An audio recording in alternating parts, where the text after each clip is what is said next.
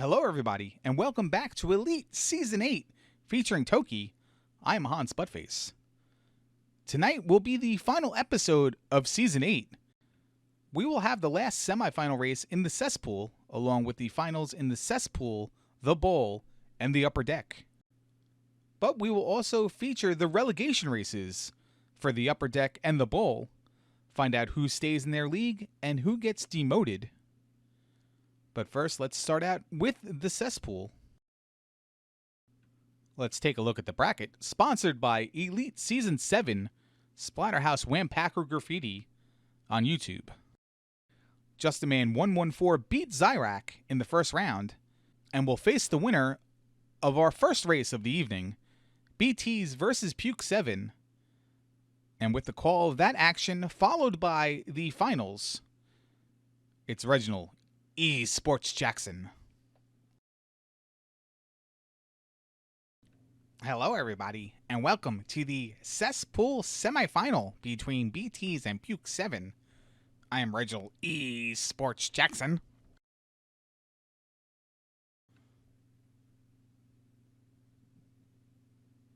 The winner of this match will face JustinMan114 in the Cesspool final to follow, so they'll have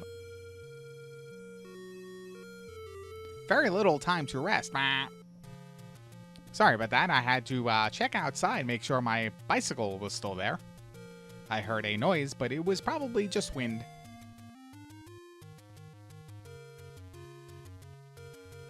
Both players are virtually tied here. We have BTs is able to climb the vines faster than Puke 7.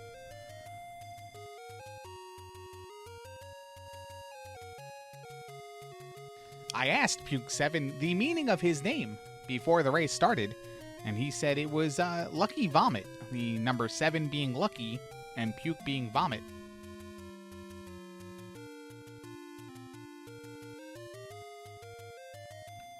He also goes by Ralph Mantle on other forums.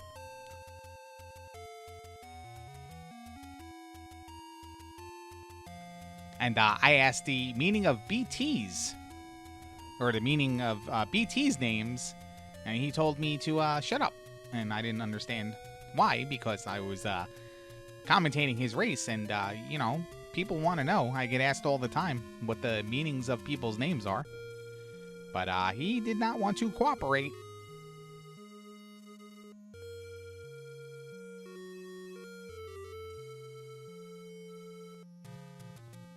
But I won't hold that against him. In fact, I went on Twitter to tell him I wasn't going to hold that against him, and he blocked me. But that's okay.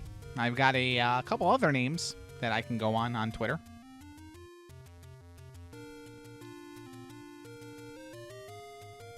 Sooner or later, I will find out the answer, and I'll report to you guys at the Elite Season 9, hopefully.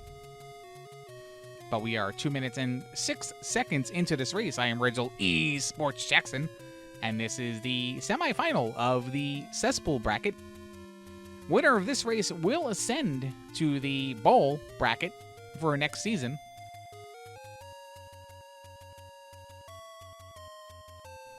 Along with playing in the final later on tonight.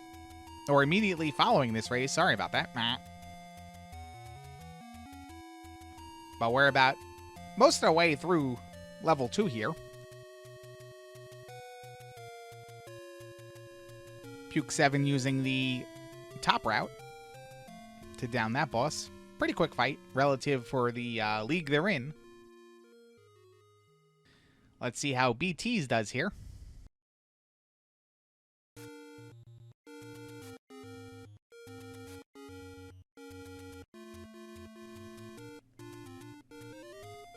Two cycles it with one hit. And he'll be moving on to stage number 3. He's got 5 lives. That's a healthy amount of lives. He'll have another life here in a 700 points, I think. Let's find out. Still needs 700 points. And so far, he has no points in this level. He needs 700. Let's see. And 650. There it is, an extra life there for BTs. as he grabs the helmet, and he'll be invincible for a little while. Has a healthy score lead on Puke 7.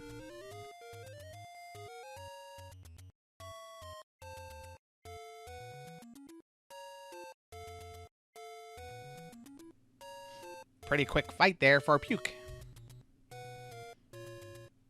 And he'll grab the helmet as well. As BT's helmet wears out, he has to wait for the platform to go left or right. And there he goes. Jumping a few times. And doing a little crowd control. Has to wait another cycle here. Meanwhile, Puke 7 is catching up. Let's see if he can make up time on these platforms. He is going to wait the extra turn as well.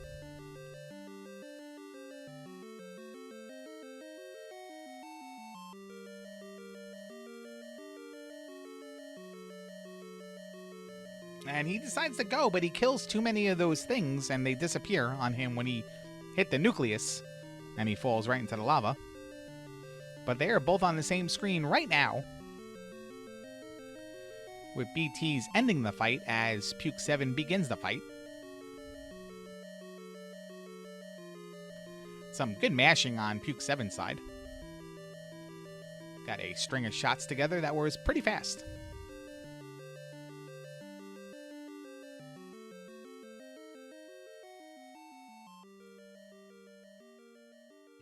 So I've been wondering myself that after Season 7, what are these people going to do with their time? I mean, they've been pretty much playing Toki nonstop for about 2 months now, with all the practices and such. Don't know what they're going to do with themselves. Maybe they'll take a little rest and then continue playing Toki for at least another couple more months. Or they'll just maybe play another game, but I don't think they're going to play another game. I think they're invested in this game.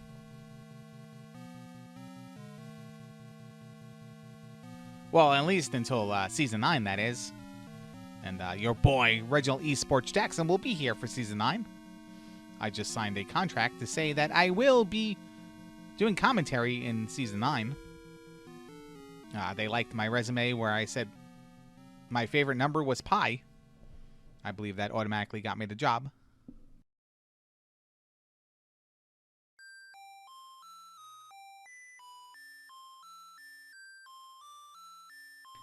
Alright, BT's is first into the ice level.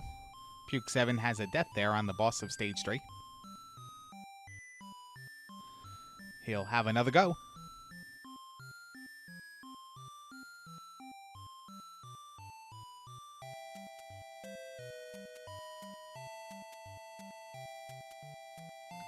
Nice bouncing there on BT's side. I like that. Is he going to do the thing? The rabbit was going to the right. So, it's a little harder to do it. The penguin was going to the right again. And, yeah, BT's is not going to be able to get the skip here. Puke 7 is gaining a little bit of time. Well, maybe. There he goes. And he dies and gets a little bit of skip. It's a little bit of time save. I don't know if it's that much. We'll have to take out find a way to measure that. Maybe watch some tape after this. Break it down.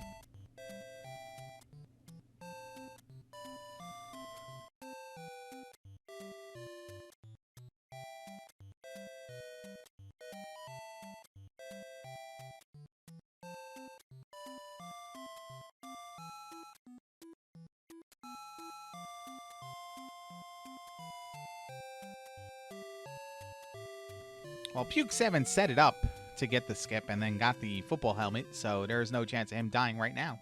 He had too much health anyway.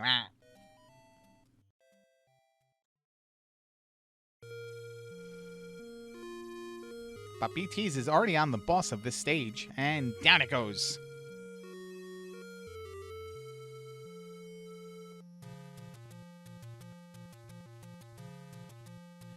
Once again, he's going to be the first player on stage 5 here.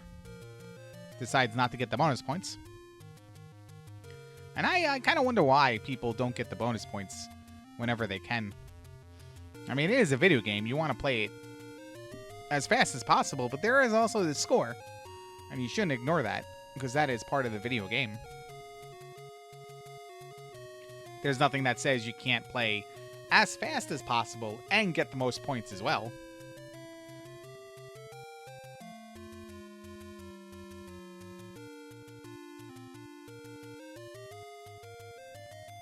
Some people just can't appreciate all 8 bits, I guess. The stop and smell the roses adage.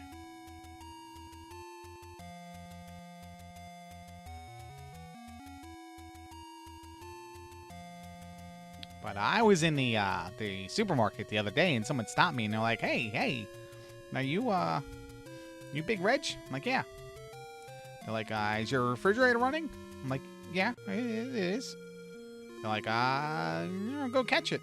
And I'm like, well, I don't really, my refrigerator's at home. I don't really know if I can catch it. Like, I'd have to finish shopping first and going. Do you watch Elite? And they're like, yeah, we love Elite. I'm like, that's cool. Thank you very much for stopping and taking your time to talk to me. They're like, oh, well, we have a question for you. I'm like, oh, all right, I'll answer your question. They're like, oh, well, if you can change one thing about Elite, what would it be? I'm like, oh, it's a pretty good question. And then they're like, just kidding, you suck. I'm like, oh, well, I appreciate a good joke, but yeah, but seriously, I would probably change, the method of determining the winner of the races. I don't think going as fast as possible is always the best method. I do love the score, but then sometimes there's exploration as well. Some games have a percentage that says, hey, you've done 100% of this game. I think that should be factored in. I think it should be like multi-layered. Maybe one race it's go as fast as possible, another race it's score. Maybe some races you're going as fast as possible and your opponent's trying to do score. I think that'd be pretty fun as well. But yeah, so if you ever see me in a supermarket, make sure you stop me and be like, hey, you Big Reg, and then we'll talk. I always love meeting the fans.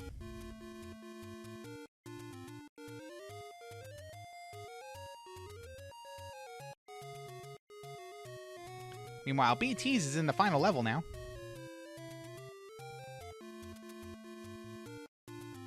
He did not game over. Neither has Puke. Both of them have plenty of lives left. BT's is carrying all 4 hearts right now.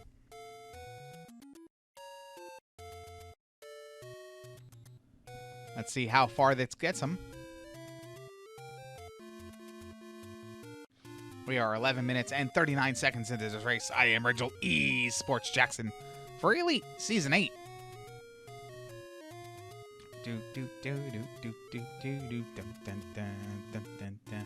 BT's is on the car. Dun, dun, dun, dun, dun, dun. Will he make this jump? Dun, dun, dun, dun, dun, dun. Or will he not make the jump? Dun, dun, dun, dun, dun. And he makes the jump. All right. Good job by BT's there.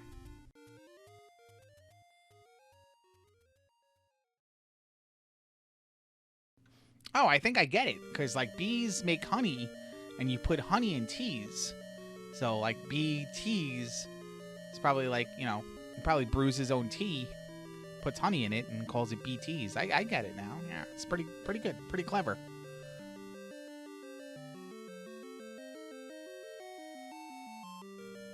All right, BT's is going to go into this fight with only his regular weapon.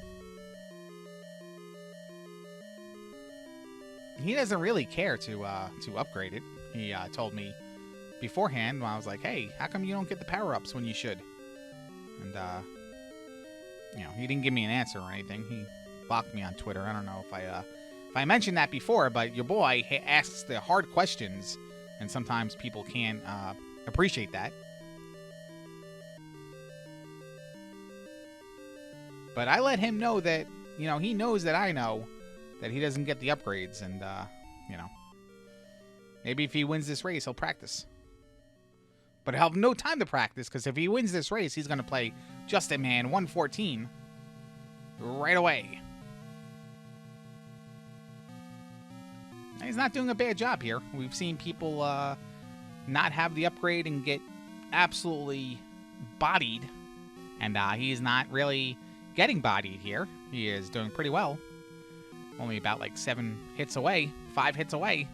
Now he's going to get in there because he's got the extra heart of protection, and down the boss goes. Marmoset knock you out. BTs is your champion, and he'll be going on to play Justin Man in the finals. Meanwhile, good effort here for Puke 7. He does lose, but he is near the end of the game, so he did put up a hell of a race. Still has not taken a continue yet, and has 6 lives left. So, probably no danger of getting a game over. Certainly a step in the right direction from one of his last races, and maybe the one against Justin Man in the first round. We could have had a repeat of that match, the Justin Man versus Puke 7 hour time limit match.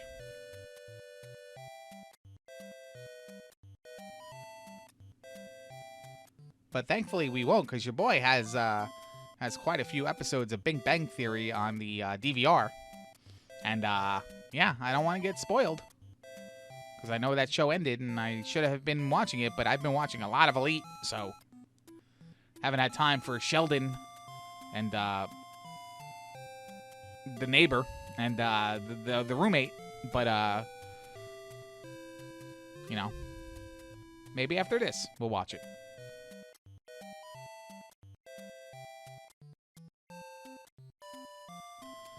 Three hearts left for Puke 7 here. It is pretty good fight and pretty good run overall for him. We're going to say that this is his best time so far of the tournament.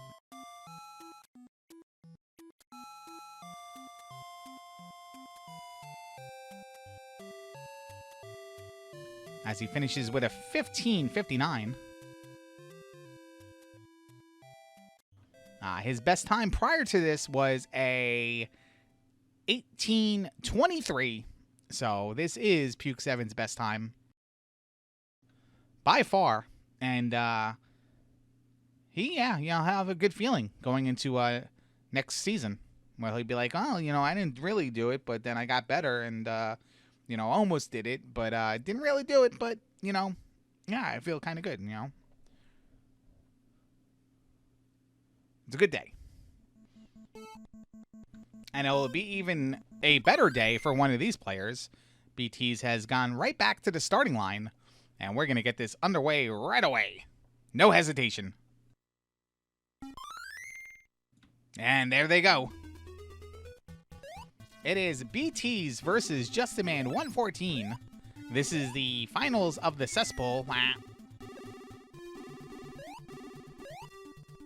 You may remember Justin Man from some Toki races, such as did not finish versus Jackamus Wedge, or the great collapse of the final boss against whoever that was. Was that against BTs? Let's find out.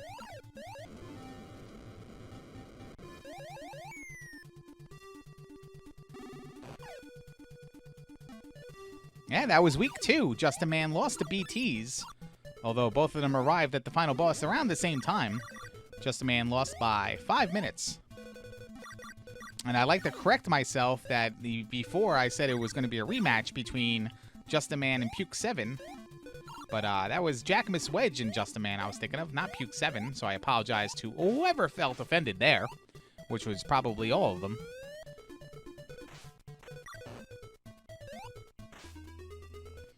But here we go. Justin Man takes a little bit of a, not lead, the opposite of a lead, because BTs has the lead. Sorry about that. My mom made pizza rolls, and I'm trying to eat them, but they're too hot. So in between things I say, I mute the microphone, and I blow on them quite a bit. You know, then I take a little bit in my mouth, and it burns, so I kind of, like, spit it out a little bit, but, like, gently. So it's not all gross and stuff. But, yeah, no. I'll be able to eat them one day. And BTs goes for the power-up. The motivational speech I gave him Must have worked. He took damage there off the screen. I don't know. He's doing a bunch of stuff here. I believe I am in his head. And he's trying his best. He's like that eSports Jackson guy. He wasn't impressed with my last run or any of my runs this season. So I've got to do something special here. So, yeah. So far he's doing the job. But Just a Man's doing a little bit of a better job because he's at the sub-boss of level 2. BT's doesn't care about your football helmet in the sky. He's just going to go reverse Scorpion here and plow his way past the boss.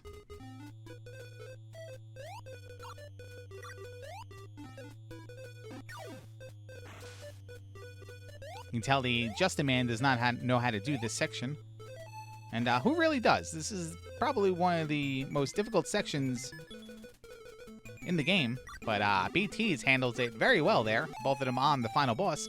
Lead change, lead change, lead change. There's a lead change. BT's is now in the lead because Just a Man died at the boss. Oh, no. Oh, man, this is just like their last race where Just a Man died in the final boss and BT's won that race, but I don't know. I don't think I have the stomach to call a race if Just a Man throws it. But he can't really throw it now because he's kind of not winning. BT's is winning, but BT's blocked me on Twitter, so I don't know if that really counts or not. We'd have to find out. I don't know really exactly if I have much say in who wins or not. And I think we have to go by the book. But so far, by the book, BT's is winning. And, well, I don't know. Just a Man missed pretty much every shot there. And then finally, the boss decides to run into him to the point where Just a Man couldn't shoot and miss. So he had that going for him. Let's see how fast BT's can do this platforming section. He waits a little bit. Not as much as he did last race, though. He is still going to do crowd control and do this part in the same amount of time. See if he can stick the landing. And alley-oop. And good job.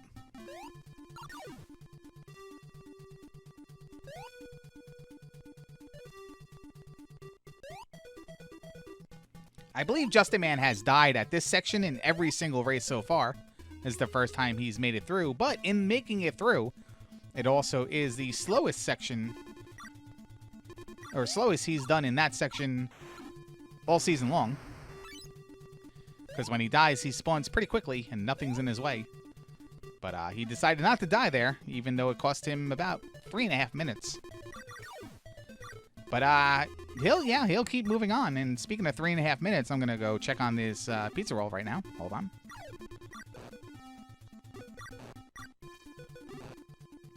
It's still too hot. So, more Toki. All right, both players are swinging on the vines with 1 heart left. Let's see what happens here. Nobody makes it through this part with 1 heart. And there goes Justin. Let's wait for BT's to die somewhere. And still waiting. He's making me wait pretty long here. Oh, he does make it to the final boss here with 1 heart. Final boss of this level, let's say. He's not breaking any world records with beating the game right now. And he did the section with 1 heart and gets a refill there. So, good job for him, I guess. But Just a Man is on this boss now and probably will do it better. Let's see.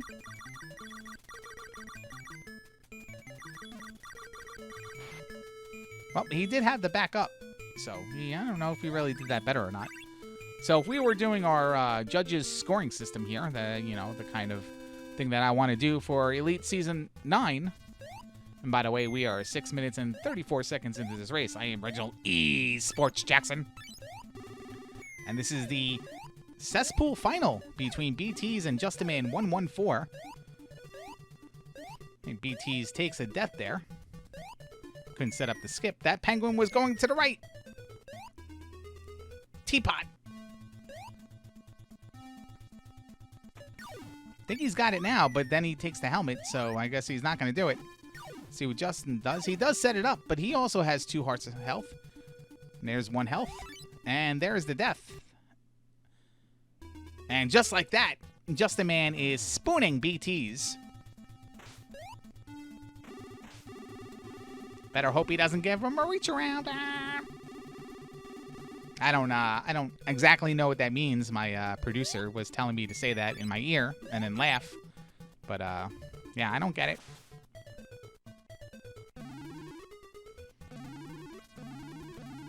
It's probably some real sports thing, since they're wearing football helmets. Probably some football thing. But yeah, I don't even watch the European football. Like, I don't have time for that. There is like Link to the Past Randomizer is on like 4 different channels, 24 hours a day. So I don't really have time to watch much of the real world sports. There's too much esports going on, and who doesn't love esports?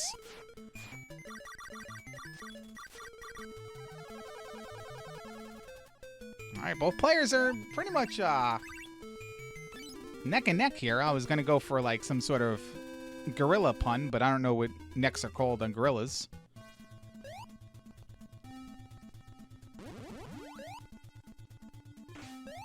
I'm still working on it. Both the pizza roll and the pun. Hold on 1 second.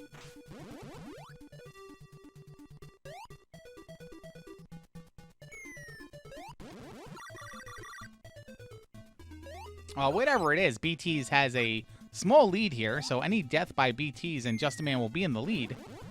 And any death by Justin Man and BTs will still be in the lead.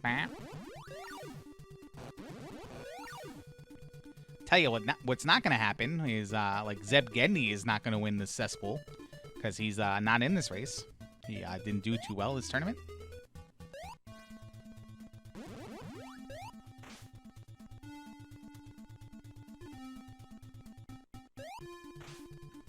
All right, Justin Man is not going to get the shoes, and they're both going to jump at the same time. This is what they call in the esports business sync. But that's not synced anymore, because BT's was a little slower through that section, even though he had the shoes. And you can see with having the shoes, he does jump a little better in that section. And skips the shoes that Justin Man gets. And yeah, a pretty exciting race right there. There's a couple lead changes. And BT's is on 1 heart, so he's got to be careful. It's very hard to kill this boss with 1 heart. So there's an intentional death right there, and both of them waiting for the vine. And here we go. It is now an official race.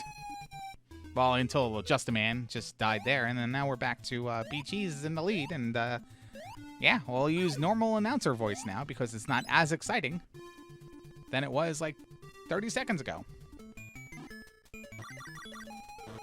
But then BT's is a little bit slower on this boss, and Justin Man just walks right through.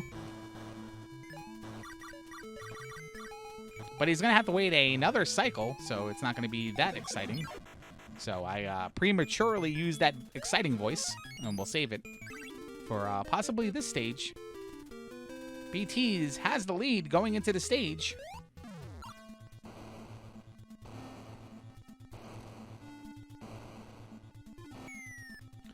And I have a stopwatch running, so we'll see what kind of lead he does have. Say about a 6-second lead.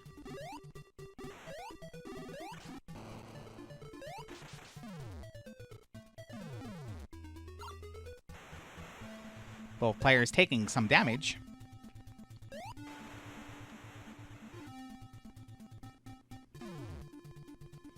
As they go past the Ewok.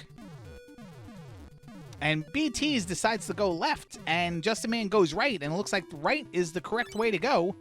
And Justin Man takes the lead.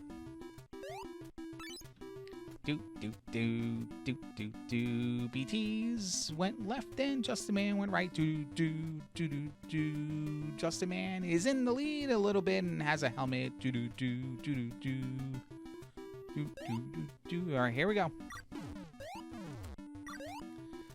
So BT's only has 1 heart left, and Justin Man had 3, but Justin Man decides he wants 4. That greedy son of a... Oh, but BT's misses the 1-up.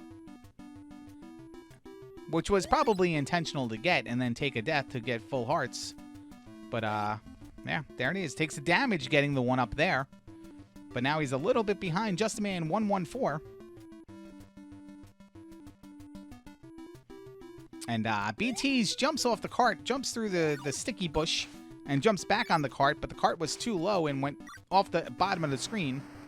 And style points, but that didn't really help him that much, but maybe somebody can improve on that and lower the world record. But Just a Man only cares about winning the Cesspool. And here he goes. Full charge shot in right there, and there's another one. And he's got 3 hearts left, and he's just going to tank the rest of this. And there's your winner, Just a Man 114. He started from the bottom, and now he's here. There's no gorilla pun that rhymes with here. I would have done that right there, like, you know, made that a whole thing. But 1253 for Just a Man 114. Just a Man 1253 is now his new nickname, I believe. Or True Skill 1253, I think it says.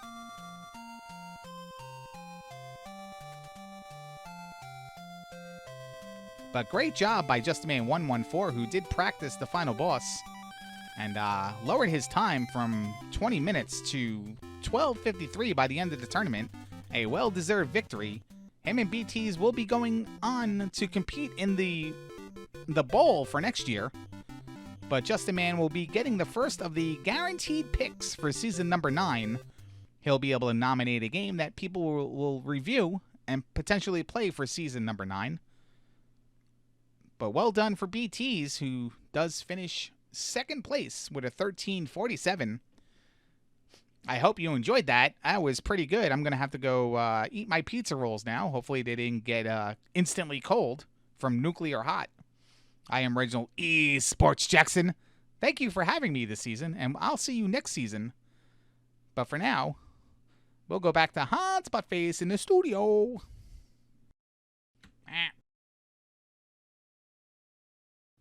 And there you have it. Just a Man 114 wins the championship of the Cesspool. He will have the automatic game nomination for Season 9. And him and BTs will also be moving up to the bowl.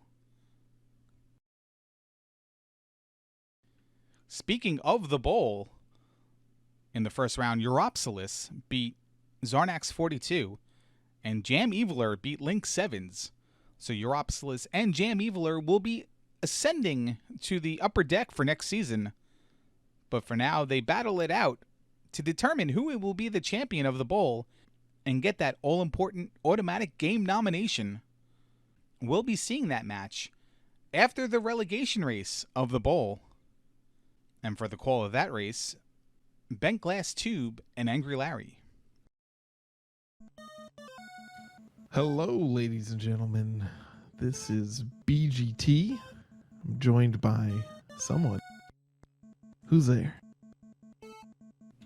It's Armageddon time.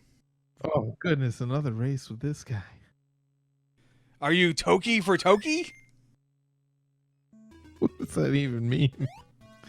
What's up? Not too much. We just got a little relegation action here, so should be pretty fun to watch, I guess. I don't know. Mind if I fill everybody in on how these players did in the regular season? Yeah, let's see. How do we come to be here? Well, they all sucked a lot, and now they're in the relegation race. So now you're caught up. Perfect. Yeah, that's a great summary. Johnny Stats, ladies and gentlemen. Johnny Stats does want me to say that Dark Magician was 2-1, and he's in the relegation race. But did he have a better average time than everyone else? No, he did not. And he also did not have a good final boss in the last race and lost his average time tiebreaker to Zarnax, I believe. Hey, he's got some pretty sweet moves there, though, on the ascent at the end of level 1. Unlike the other players. I mean, I believe he is the Manchester City of this matchup. If, like, Manchester City was relegated to, like, Division 2. Is Manchester City the one that people like, or is that Manchester United? Manchester United would be, like, more like the Yankees. And Manchester City would be more like I don't know, the Dodgers, where only people like them if they're good.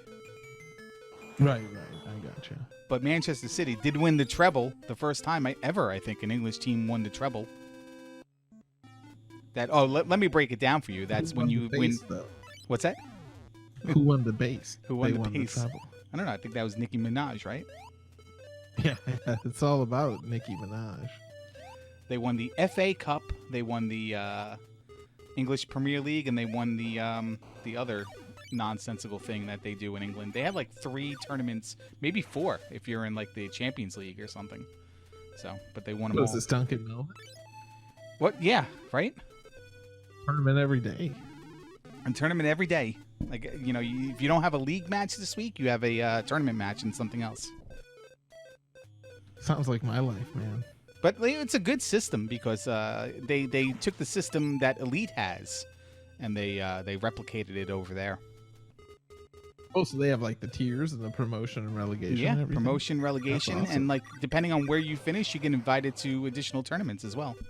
Top 4 in the English Premier League go to the Champions League, and like, you know, the next 3 slots, 5 to 7, go to the Europa League or whatever that's sponsored by now. Yeah, so That's exciting. When are we gonna have bonus tournaments for the champions?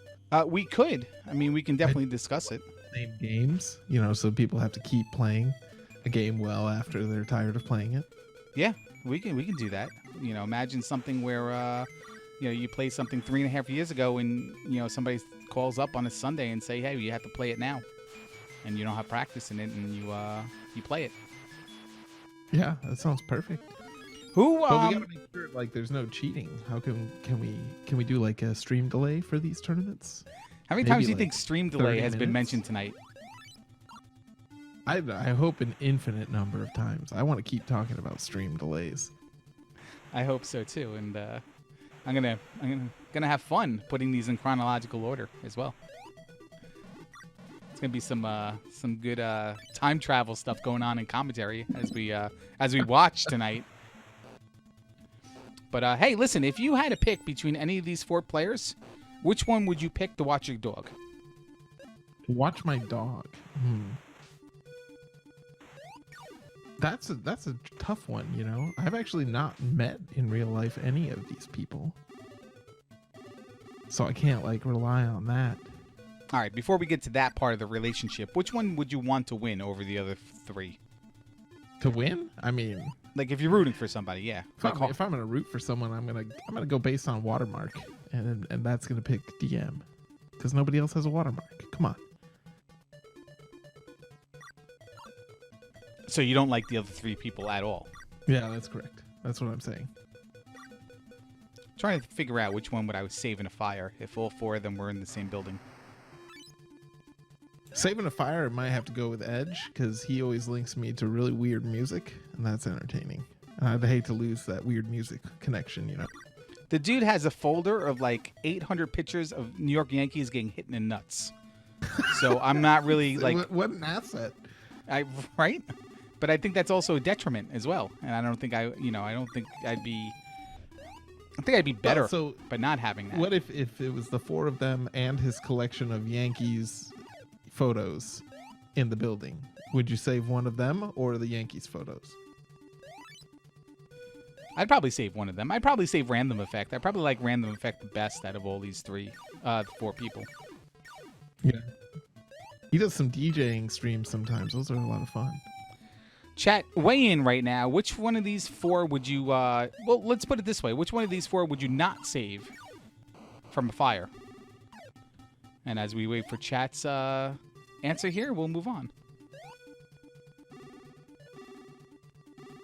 Yeah, I guess back to the dog question, though. I think maybe Thurwolf. I'd have him watch my dog.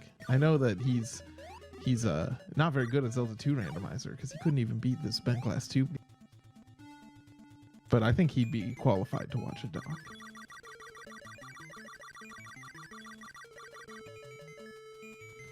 Yeah, I think... I don't know. I think Random Effect has a little child.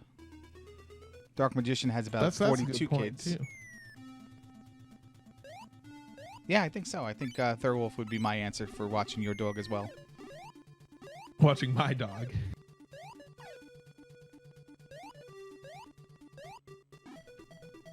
So, if any of these players you want to see get relegated? I mean, they're already in the bowl. I'm way up here in the upper deck. Like, do I even pay attention to the goings on? I mean, I certainly don't. But, like, we both, like, neither one of us are, like, this far down in the totem pole in the skill level of this game either. Like, Yeah, look at this I mean, random effect guy's not even doing the skip.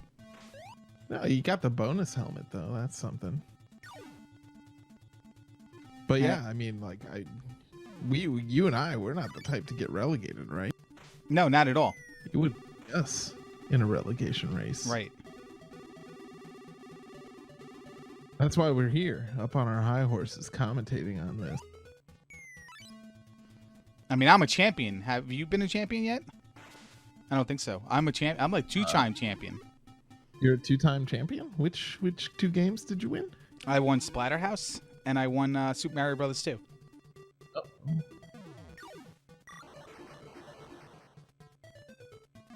Yeah, I don't know. I don't know if I'm a champion yet. I guess we'll have to wait and see. But that match is coming up later tonight. Bent Glass Tube versus Angry Larry for the championship. I can't wait. Meanwhile, we have to watch this crap. Yeah, I kind of lost track of where anyone was. It looks like DM's in the lead. I was actually hoping I would turn on my second monitor and they'd be done by now.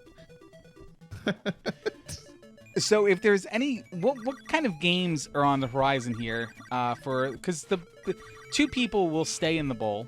The bottom 2 people, the people who finish 3rd and 4th in this race, will be relegated to the Cesspool. But they'll also have to participate, or optional participation, in a blind humiliation match to kick off Season 9. What are some contenders here for games that we can make 2 of these people play? That's a good question. So it's up to the champion that decides what game it is, right? Right, and I think that's me versus you later. So, I mean, like, we can make a pact to make them play Pyramid.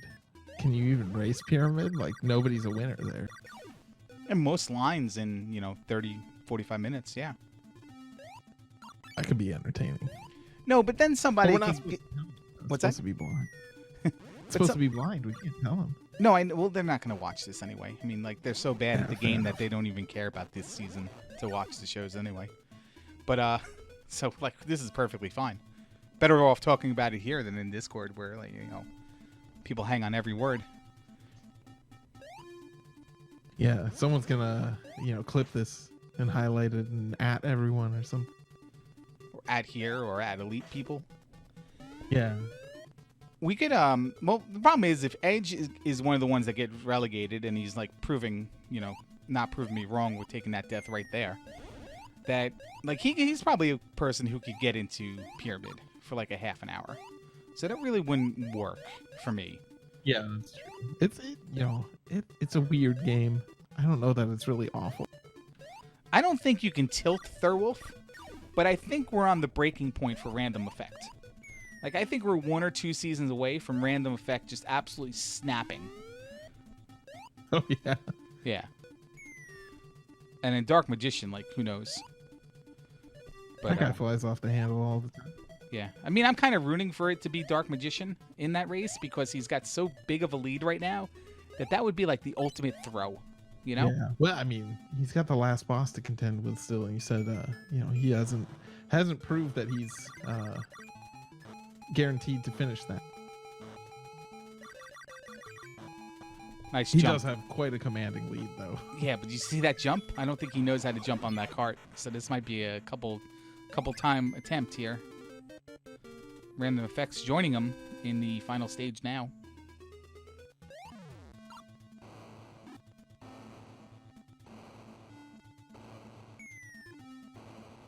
Ari's got to take it a little bit easy here because that first checkpoint is a ways into the level. This is the jerk right here, that random effects shooting. Yeah. That's the jerk that always screws me. it took me a long time to get to a system where I wouldn't get hit by him, and I still did. Like, I had a system, but I forgot it usually. Yeah, my problem with this game is to go fast on it, you have to take intentional damage, but you have to trust things that don't look right. Like jumping on things or whatever, that it just doesn't look like it's going to work, or it looks like you're going to take damage, but it's the fast way to do it. And I always back off. I always wuss out. Yeah. Gotta just like memorize where the button presses are, like watch Toki's feet. Looks like Dark Magician's done. Who cares? Yeah. We got cart music though in other news.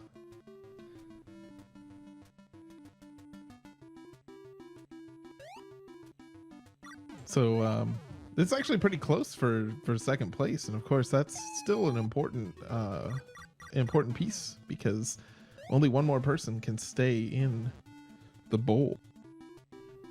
Yeah, absolutely. Random Effect took the death there to get his lives back, or his hearts back. Got Thurwolf caught up a little bit, but Thurwolf wasn't deep enough into this level, I think, for that to matter right now. It's like Random Effect's race to... Well, I guess if he manages slow and doesn't get charge shots. Yeah, and Edge is in a little bit of trouble with the lives here. I gotta tell you, like, it was like 30 seconds in, I stopped watching Edge. And Thurwolf must have taken a game over because he's only got 3 hearts. I totally missed that. I mean, I believe it. Ooh, Random Effect gets the slow toenail there. That's always exciting. I like the toenail that just hovers on the left side of the screen and spins. Oh, Random brought it for the boss. Pretty sure Random Effect is like 7-1 in relegation races, or like, from advancing. And I think he's been in them all. All 8 seasons. Amazing. He's been in 8 relegation races. That was a close finish between Random and Thurwolf, but looks like Thurwolf and Edge will be flushed down the turlet into the cesspool.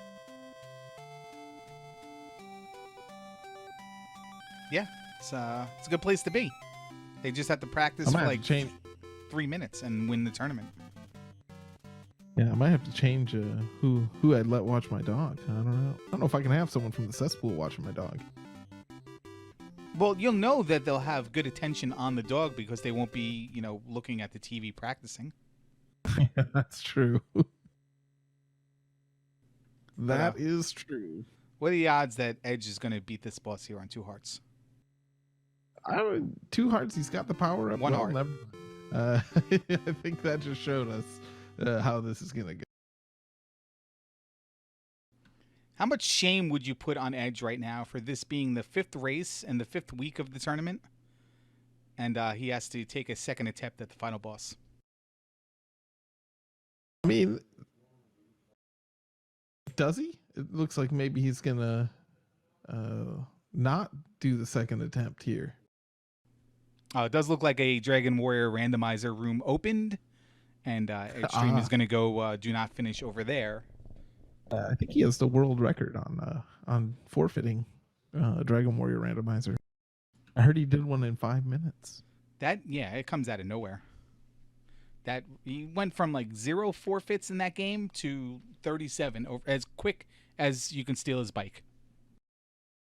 That's pretty quick. That is pretty quick. Anything else you want to say bad about these players? I think their race performance spoke for itself there. We'll just let everyone have some thoughts about how that race went. You want to do an FMK? On these 4? No. All right, we'll let chat do the FMK on these 4. And thanks for joining me tonight. Yeah, thanks for having me. Yeah, no problem. See you in the championship race. Yeah, good luck to you. Same to you. And so we'll go back to Hans Buttface. Shoo! What's up, everyone? Sorry, I'm Justin. This is DM. And we got the Bowl Championship coming up between Jam and Uro. What's going on, DM? Not much. Just enjoying a nice cold Coke. Yeah, what kind of Coke is that? I mean, it's a Mountain Dew. That is not a Coke, then. So, what's your stance? Is it pop? I just call it soda. But, soda would apply for literally any carbonated beverage. Except maybe, like, carbonated water, which I would just call carbonated water, or seltzer water or something, I guess. So what if it was like a Hawaiian Punch in a can? That's just like a fruit drink. You wouldn't call it like a soft drink? No, soft drink to me is the same thing as soda. Carbonated. Gotta be carbonated to be a soft drink. Yeah, that's what I thought you were going to lead to. Meanwhile, leading up these vines, these guys are pretty much neck and neck. Euro missed the springboard at the beginning, and he's taken the lead over BGT, who's now taken a death. Or, sorry, over Jam, who's taken a death in the first level. Sorry, everybody's BGT. Jam getting a little too excited there, and now he's taking a little damage. Gotta be a little careful. He takes another one. He's down to 0 extra life. This game does give you opportunity to get a lot more. You get points, enough points, you get an extra life, and there's a few scattered around the world, but not for a while. Yeah, I did wonder if he was gonna just take the third one there to get the lives back, but he's gonna stick it out, see what happens. Meanwhile, Uro did get the skip there for level 2, and he is already swimming. Yeah, Jam's got the setup. Waiting on it. We'll see if he gets up there. Nope. Oh, a little bit of a late jump. So what's your cola of choice? I don't drink too much carbonated stuff for the most part. Like, not that often, at least. I don't mind it generally, but I guess, I mean, Mountain Dew would be up there. I probably would, if I had to pick one, though, I'd just say root beer. Probably like IBC root beer or something. Okay, like I was going to say, there's also a difference when you get to root beer, because, I mean, Barks is horrible. Barks got that really nasty bite. Yeah, I'm not a huge... I mean, Barks is, like, okay. I don't know. They're, like, in the middle for me. I really don't like A&W. A lot of people like A&W. I don't like it. I prefer the cream soda if I get A&W. I can't stand cream soda. I don't know why. I love root beer. Can't do cream soda. Mug root beer is really good, but it's, like, super carbonated, I feel like. It's, like, extra carbonated. Yeah, I think it's because it comes from the same plant as the Mountain Dew and Pepsi, which are ultra carbonated too. Yeah, I don't know. When I was like a kid, I could not... Like, I would drink soda and my eyes would start watering. I would, like, cry. I don't know why. So, like, I never got a huge, I guess, tongue for it, if that's the right phrase. But, I got a tongue. But yeah, every now and then I'll have a soda. But, yeah, the 7-Up and any lemon lime sodas were that for me. So we got Euro going over and get that safety helmet, and Jam first cycled that boss while Euro took 2 cycles to get through. So Jam's catching up a little bit, but we'll see. He's got a pretty big area to make up right now. Yeah, I'd say 20 seconds or so for Uro in the lead here. He is being careful killing that spider, even though he still had the helmet. I think he wasn't sure when it was going to run out there. Oh! Well, he wasn't careful there. Bath, which actually doesn't really cost any time. No, very little. He loses out on that power shot, but with this boss, you jump on him anyways. Yeah. I think probably had to jump on him one extra time because not having the power up, but not a big deal. Euro is actually undefeated this season, and all seasons that he's ever played in an elite tournament. Yeah, that's still true, isn't it? That's right. So, yeah, if he wins here, he's going to be undefeated again for until next season, possibly. Yeah, we're being told that this is actually a ringer game for him as well. It seems that he was the one who picked everybody to play this game, and the committee agreed. Yeah, I don't know how the committee agreed on that one, but we'll just leave it alone. Jam, meanwhile, needs to be careful. He did take a couple deaths just a minute ago, and he's down to his final life here. And he didn't get that extra one up right there. And he's too many points away from an extra life. Yeah, another, what, 20,000, right? And he's going to lose a heart container if he does die again. This is like the hardest part to not get hit for me in the entire game. He gets through, though.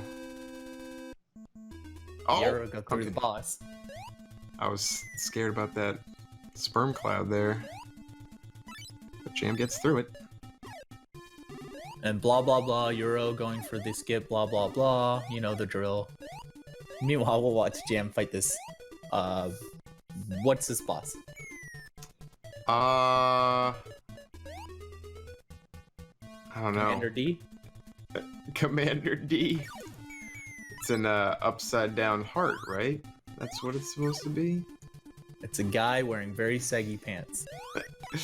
It's a California raisin. Euro with the skip. Jam got a lot of time to make up here, and not a lot of health to do it in. But he is much closer to his 1-up, so we might not see a game over here. He's going to have to go the long way, though. Yeah, he's not gonna be able to take that death abuse here. I mean, he technically could, but he will lose his extra heart. It looks like he's gonna do it anyway. Yeah, it's interesting. All right, well, it does still work, like I said, but yeah, he's down to 2 hearts now, so he'll be finishing the game, assuming he has a game over again, most likely at 3 hearts instead of 4. Yeah, it's the last game of the year. He's got to play everything out as much as he can. Yeah, I mean, Hold nothing back. I assume if he's not screen watching, he probably assumes he's in the rear right now, so he's got to do anything he can to just, keep pace or catch up. I don't know if you know this, but these guys are actually having to play on a 20-minute delay per community rules. That is brutal. I don't even... Do I have to do that? I'm just gonna leave the tournament if I have to do that, because that doesn't sound really fun. No, it doesn't sound fun at all. I don't know why you'd want to, join something and then sit there for 20 minutes doing nothing before actually playing, How does a delay work? I don't even know. I think they do it, with TV and radio, but they never explain it. It's magic. TV magic. Yeah, that dump button. That dump button. Yeah, the is dump magic. button, yeah. I wish I could have a dump button for real life. Something bad happens, just dump it. Just move on. I've only heard it used 3 or 4 times on radio, and it's usually when somebody calls into the show. And it's Oh yeah, I hear it on a daily basis on the sports radio. Oh, that makes sense. They have to, yeah. You can tell, they don't always announce that they used it, but you can tell because you hear the audio cut in on a random word that the host is saying, just wow, they just dumped 20 seconds of audio, I think. Yeah, and then they're okay. Well, we're going to take a commercial break so they can rebuffer. Exactly, got to build that delay back up. I think they probably only build it up to, I don't know, 30 or 45 seconds. I'm guessing, maybe a minute. Yeah, I don't know. It looks like Euro is falling back to get this power up to make this boss go faster. Arma knows the name of this boss. Nobody else does. I actually don't know how long this boss would take without the power-up. I don't think I've ever done it without the power-up. Yeah, I don't know how many hits the power up does. Is it 2? So take half as long. Yeah, but you also gotta factor in those feet are gonna reach you, I think, by the time. Well, you saw something that you might not have saw it, but what Euro did there was as soon as the feet start coming back, if you pound them with some shot, they start moving away. Yeah. Yeah, okay. if you unload on them, then they'll. Nice. Yeah, I didn't know that. Did you happen to know that Peggy is a nickname for Margaret? I did know that, but I probably forgot until you just mentioned it. It's so awkward. It is it's really just nothing in common with the actual name. There's My no theory- P anywhere. Yeah, my theory is that it's like, so nicknames came from rhyming, like Bill and Will. And so I'm assuming that Peggy came from Maggie. Okay, It's that makes stretch. sense. Yeah, Robert and Bob. So the reason the rhyming thing came about was because people didn't have last names, so to differentiate between the two, you'd say where they're from, and if there's more than one person there, then you just rhyme their name. Which is also how we got Dick for Rick and Richard. So, interesting stuff. Also interesting is Jam taking multiple deaths here at the beginning of this. Great Palace, Grand Palace, Golden Palace. Yeah, whichever. Cheeky. Look at it's like a demon. I'm just noticing things I've never seen. There's like a demon on the stone pillar there. Oh, the one that you use to identify which palace you're in? I guess, yeah. If it's a smiley face, then it's Palace 1. Here we go, The final columns boss. have dividers. Bro's got full health here, so. Or you, Oh yeah, he's going to tank this and continue undefeated.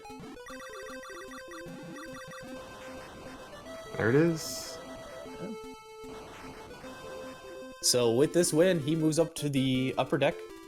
He nominates a game for next season, so he can have some more wins when his game gets picked. Hey, do we have like a cooldown rule for like people who picked the last season's game so they can't do that again? I don't know if that's a thing or not. I don't know. Winners are going to be winners. It's true. Maybe you can choose like a not new to flag. Not to discredit Jam though, he also moves up to the bowl by playing in this match. He ended up as one of the top 2 in the bowl, so he moves up to the upper deck. I don't know what I said. You had it right. I think. Okay. But I don't believe he gets any nominations as the runner-up. He just gets to move up and compete with the big dogs. Yeah, we'll see how they both fare up there. It's gonna get a lot tougher. People actually practice and all that good stuff, you know. He will get a Put nice. in the work. He does get a nice cornucopia basket that's purple, I believe. Purple and cone shaped. I think there's some letters on it. absolutely. Yep. Are we throwing anything else in with that? Some gift cards or? Few cucumbers, maybe. Some And eggplants? Jammy wearing the Melvin hat. Proudly with the 1240. Oh, not to dismiss this completely, but Euro has posted a new tournament best time. His previous was a 1225 according to Mr. Johnny Stats here. And he has posted a time of 11:17. Yeah, it's a really good time, especially for a race. He didn't really have too many mistakes, if any. No, he didn't. He played a little safe in some areas, but he pretty much nailed it. So Yeah, GG to him. He's moving on to the upper deck. And let's see if he keeps that undefeated streak going.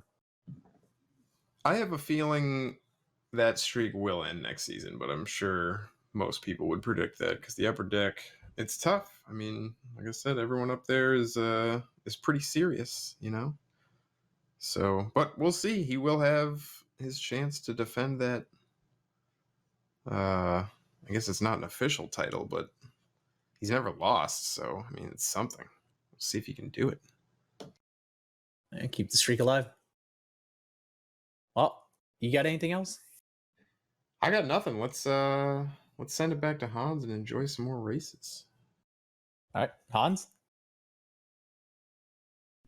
He is 2 for 2 and a perfect 10-0 in Elite history, dating back to season number 1. Who will stop Europsilis? Well, it'll be somebody in the upper deck, and probably Armageddon time.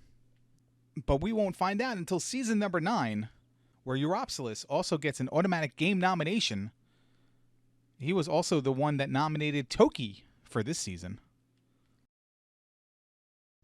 It's time to pull out and dust off your knob.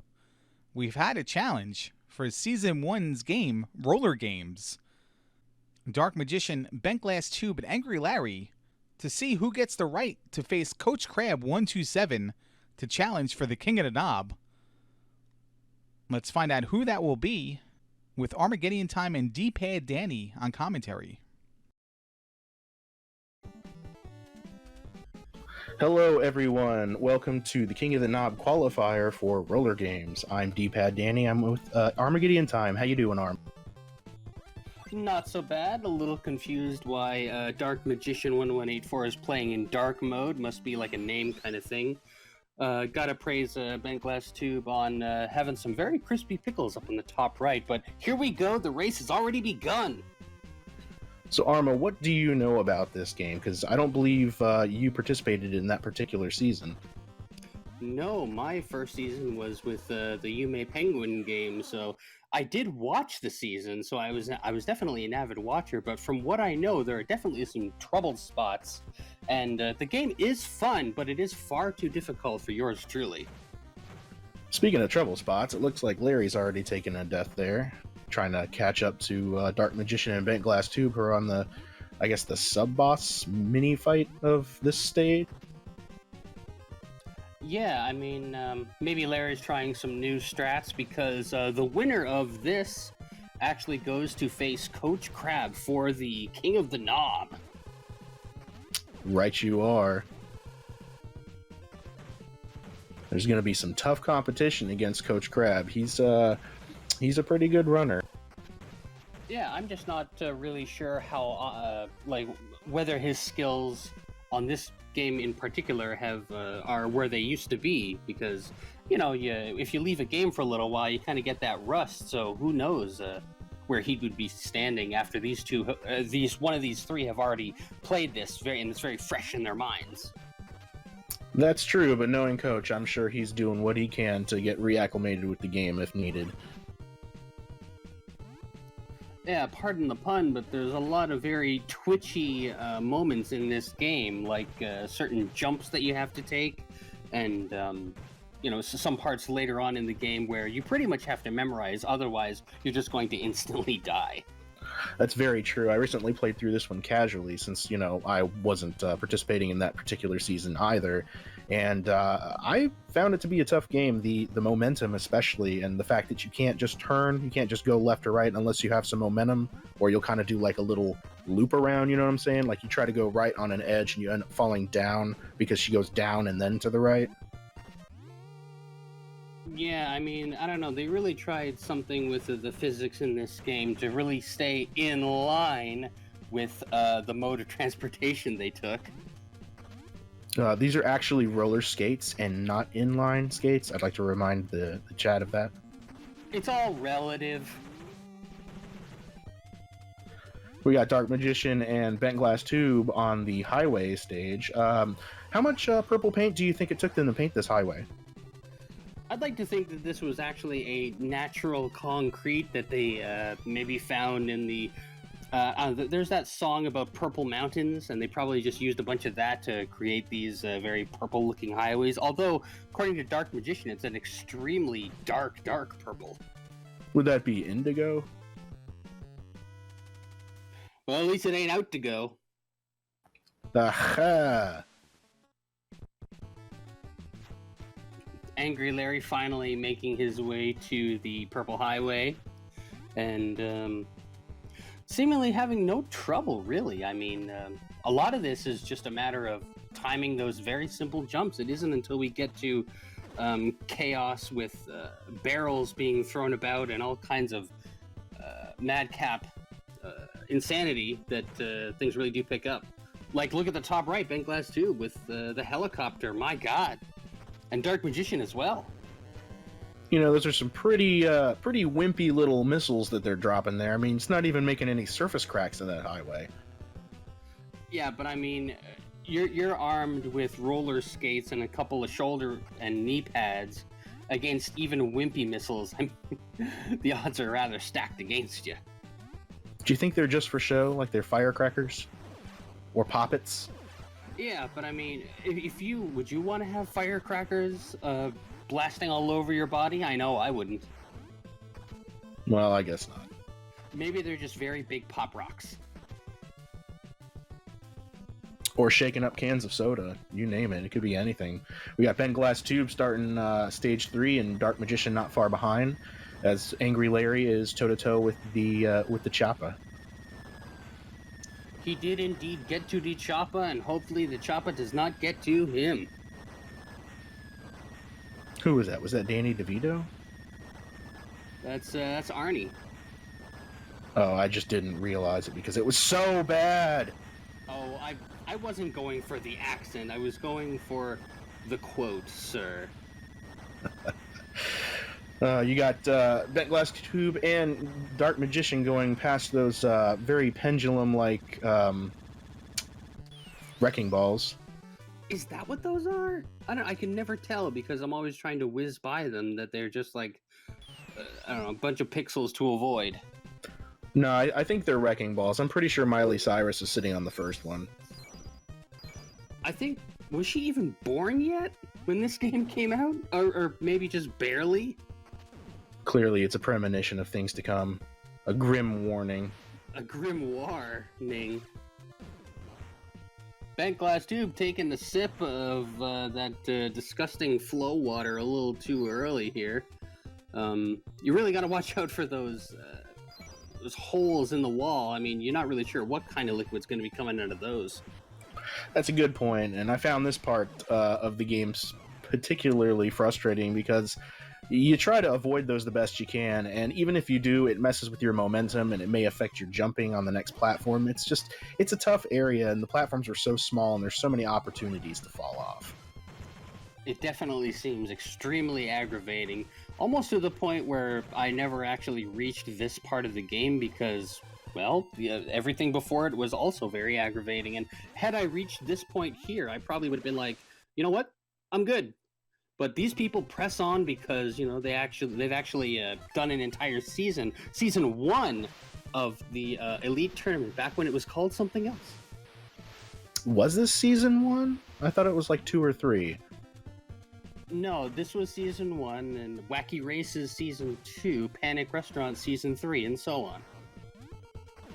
I can't count, so, you know, it's difficult for me. It looks like Dark Magician's at the boss of this here area, while BGT is making his way back up there, but has had some trouble.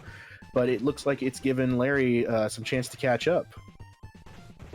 D-Pad may not be able to count, but we can count on our competitors to at least keep this competitive, as they're all definitely starting to even out, because as the game gets harder, you know, the obstacles tend to stop them more and more often.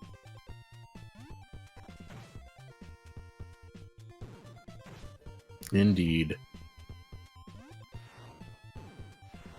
Jumping over fire. Splashing in the water. Both of them, Angry Larry and BGT, in the same spot, one right after the other. But that's a game over for BGT. This level definitely seems to be the great equalizer here in this knob qualifier. So this isn't even the big tournament match. So maybe this is where they're trying some different things, maybe trying to cut a few extra corners. We're not going to see the 100% maybe fullest potential until they face Coach Crab. Oh, right. Whoever moves on from this qualifier is really going to have to pull out all the stops. Again, knowing Coach, I'm sure he's been doing his homework. Do you know what the term "pull out all the stops" is actually from? Something about railroads? Not quite. It's about church organs. They have these little knob things where it controls the like the pitch and volume of the sound coming out of the pipes in the organ, and if you pull out all the stops, it's the loudest and biggest sound possible. Well, I guess leave it to you to drop some key instrument knowledge on us. And that's not Toki science, because this is roller games. Larry and BGT almost in complete sync, taking down that boss together, as Dark Magician has been forced to replay the area multiple times because he took an unfortunate death on said boss. And Larry and BGT are pretty much tied for the lead going on to the the Grand Canyon Highway? Is that what that looks like to you? Yeah, I don't know. Maybe it's a Sunset Highway, or I can't even honestly see what's being parallax scrolled in the background because it's moving too fast for my eyeballs. But looks like they're leaving Dark Magician in the dark, literally and figuratively. As while they're nearly in sync, there's definitely a time sink on Dark Magician's part. But who knows? Maybe there'll be another obstacle in the future that lets Dark Magician catch up. There's BGT jumping right in between the two overpasses as Angry Larry is just rolling right along. Dark Magician, meanwhile, catching up onto the highway stage himself. Jumping directly in between the space between spaces there. I wonder if that was a swag move on Bent Glass Tube's part. It's possible. It could be just like, I don't even care. I'm gonna drop right here and I'm still gonna win. But who's to say? We still got a lot of the game left, and like you said, anything can happen. There's a lot of tough spots coming. We can definitely a lot of concrete on all three screens here. It's a very concrete jungle! Exclamation jungle in chat, please, if it's possible. Truck. That's the meme, right? I don't know. I just say truck. Truckity truck. Truckity truck. People are probably saying it in chat. I never really quite understood it other than it's a big truck. I guess isn't there some way of cheesing this boss? Like you can stay in a certain spot and it just won't do diddly nothing? I think there's a certain spot you can sit in, and then after that, all the damage that you take doesn't matter because you have enough health at that point. I'm not really sure. But I don't know what that truck is, where that truck is taking Donkey Kong anyway, but man, he sure seems pissed throwing all those barrels out. You sure it's Donkey Kong? And maybe it could be Danky Kang from Tiny Toon Adventures. I'm trying to tie this all together to make like an elite universe, shared universe. Oh, it's the elite multiverse? I like it. Yeah, maybe multiverse is a little bit better, but then... maybe after 22 seasons, we have the big conglomeration where all the games come into one at the same time, and we have like a Smash type tournament. Well, Angry Larry seems to have pulled ahead as he enters the precursor stage to the Cliffs of Insanity, which is one of those areas that I think everyone who's ever played this game knows of very well because it's quite frustrating. He's opting to go with heavy strats because the jumps are, I assume they're a little bit easier. That's what I hear around the watering hole anyway. While BGT sticks with Hot Flash. Yeah, I think the idea is, if you're a little bit slower, you have just that extra half second to be able to adjust your jumping necessarily. And also, if you give a name to a section of a video game, then it definitely there's some reason behind that, and difficulty is probably top choice. Absolutely. It's definitely an infamous area, like I said before. Dark Magician trying to make some headway on the highway. Headway on the highway? That's very nice. I hope you're picking up a couple tips from all the terrible jokes I'm making. Wait, we weren't trying to see who could make the worst jokes? Truck. It's another truck.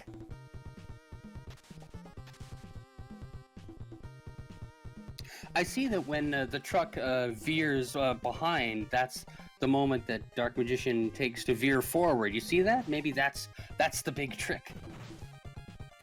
Maybe so, and BGT just flying through those cliffs with ease. It didn't seem like it gave him much trouble at all while Angry Larry begins his wraparound of the cliffs there. Let's see if he can do the same. I do remember seeing people practice for this for the first season, and they would spend minutes, maybe even as much as an hour on just the cliffs alone. So eventually that's got to become muscle memory. Oh, I would imagine so. It's it's a pretty tough area. I mean, and once you get it, I guess you get it. And Angry Larry, what are you doing going into the water so much? I feel like that was intentional because he switched to Hot Flash now, and as soon as he entered the stage, he went directly south into the water, knowing he had 1 life. So I'm assuming that he did that on purpose. And look how dark this dark forest is on Dark Magician's screen. How many more times can we fit dark into the sentence naturally?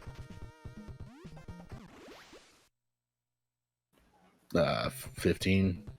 I don't know. I'm bad with counting, remember? But at least we can count on some wonderful water physics. God, I don't know. Recycled joke is recycled. You think this water is recycled? I don't know. I mean, it definitely bothers my eyes. So I don't know if that accounts for anything. It's kind of distracting when you're going through the stage. And I actually had quite a bit of trouble with the water areas, almost as much, if as much as the Cliffs of Insanity themselves. Yeah, the water does its movement does tickle my eyes a little bit. And looks like Bent Glass Tube is at a boss here in this level, while Dark Magician definitely having some trouble with the Cliffs of Insanity, but Angry Larry catching up to Bent Glass Tube. And we see the water boat, a very wonderful prize to win in Wheel of Fortune. Isn't that just a jet ski? Hey, man, I don't know. Like, it's just a bunch of pixels on a screen. As far as I know, it could be an airplane. Oh, sure, pick on the blind guy. Haha, see? It's such an out for me. Well, I mean, it's still a pretty close game. I mean, BGT and Angry Larry on the same subsection. Dark Magician trying to catch up, having trouble with some of the earlier areas. Say it with me, chat. But yeah, it's still a pretty close race here. It almost sounded like somebody had put the slow motion filter on your voice there for a second. Earlier areas. It seems this boss does take quite a while, so even though it looks like Angry Larry is catching up, who knows, maybe he knows something that Bent Glass Tube doesn't, and he'll be able to take the boss down in no time at all, as they're both on it now. Like I said, still really close. All it takes is BGT to make a mistake and Angry Larry to get through the boss with no trouble, and yeah, that could be a turnaround.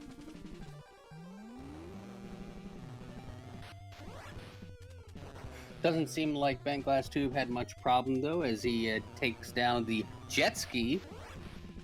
Meanwhile, Dark Magician making his way through the water, really trying to, even it out once again, so that we have all three competitors possibly on the same level once more. Wouldn't that be something? But he takes another dip in the dip. Maybe he's just overheated. It looks pretty hot there. Well, he is the Hot Flash, so, I'm not really sure if they really live up to their moniker, but who knows? Maybe the equipment is very form-fitting and it doesn't breathe very well. That's an astute observation, Arma. Ooh, I like that word, astute. Looks like we have a very amazing section. I always thought that this level reminded me of one of the last levels of Gremlins 2, the new batch. Like the office kind of level. I guess I could see that. I think it has similar colors and may have had some of the same industrial-looking type tiles. I mean, two different companies made them, but I don't know. I think it's just the boxiness and kind of maziness of the whole thing. Also, these platforms that move you. They really move me. I just felt a little movement there myself. We got BGT in the land of spikes, and Angry Larry's trying to catch up there. Meanwhile, DM's, he's sitting on that game over screen for a bit. He might be considering some stuff there. You gotta wonder what's going on in his head right now. Who knows? Maybe he just needed to take a little a drink, or maybe just wipe the sweat off his brow. I would have suggested to maybe increase the tint, but, that's neither here nor there. Arma, this is clearly a brightness issue. Get it together. Well, it's actually really easy on my eyes, so I appreciate Dark Magician's consideration of the at least one of the commentators. Well, I'm offended. So he did half right. So good on you, DM. If you do half right, that means you do half wrong. But our competitors definitely do not look half-cocked, as they're really trying their best. Like, nobody is slouching in this, and I mean, I don't know if they're necessarily bringing their all, but they're definitely bringing it to the table. Right, you are, and it looks like they're all kind of stuck on the same stages that they've been on for about a minute or so. But again, you thought some of the earlier stuff was difficult, and they really ramp it up in the final couple of sections. So, any progression is good progression. That section that Bent Glass Tube just finished, it seems rather unfair that even if you were to time jumps perfectly, you're still going to be bamboozled by some of the traps that are just timed so perfectly. BGT taking a death after all that fancy footwork, jumping over those spikes perfectly, and then he dies on that last jump. Gotta feel bad about that. Dark Magician, clearly, like, if you're watching his gameplay, like, he knows this section of the game. I think it's just a matter of maybe maybe got a case of the jitters, maybe he had one too many coffees this morning, or possibly it's just game fatigue. It could be any number of reasons, but whatever it is, we can't give up, and neither can he. Don't give up on Dark Magician, don't give up on Angry Larry, don't give up on BGT. We still have plenty of race to go. That's very true, and Larry is now fighting his way through the land of spikes, so he's not far behind BGT at this point. Again, it's still keeping pretty close between the top two. Dark Magician's a bit behind, but if like you said, if Angry Larry and Bent Glass 2 hit a whole bunch of issues, it's still possible for him to catch up, however unlikely. I mean, we can see that the two upper competitors are having some trouble with this section, but who knows? Maybe Dark Magician practiced those levels a little bit more, and maybe this level he didn't have as much time, so it could be any number of reasons.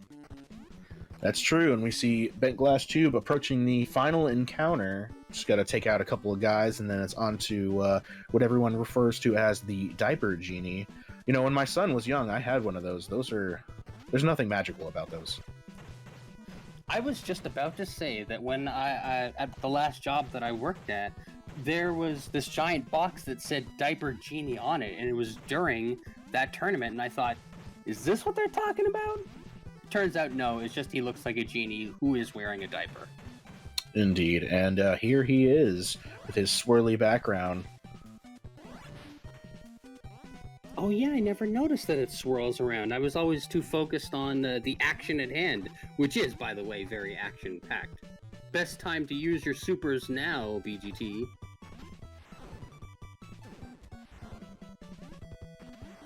Looks like Dark Magician was having a little moment of contemplation there while waiting for the raft and another raft.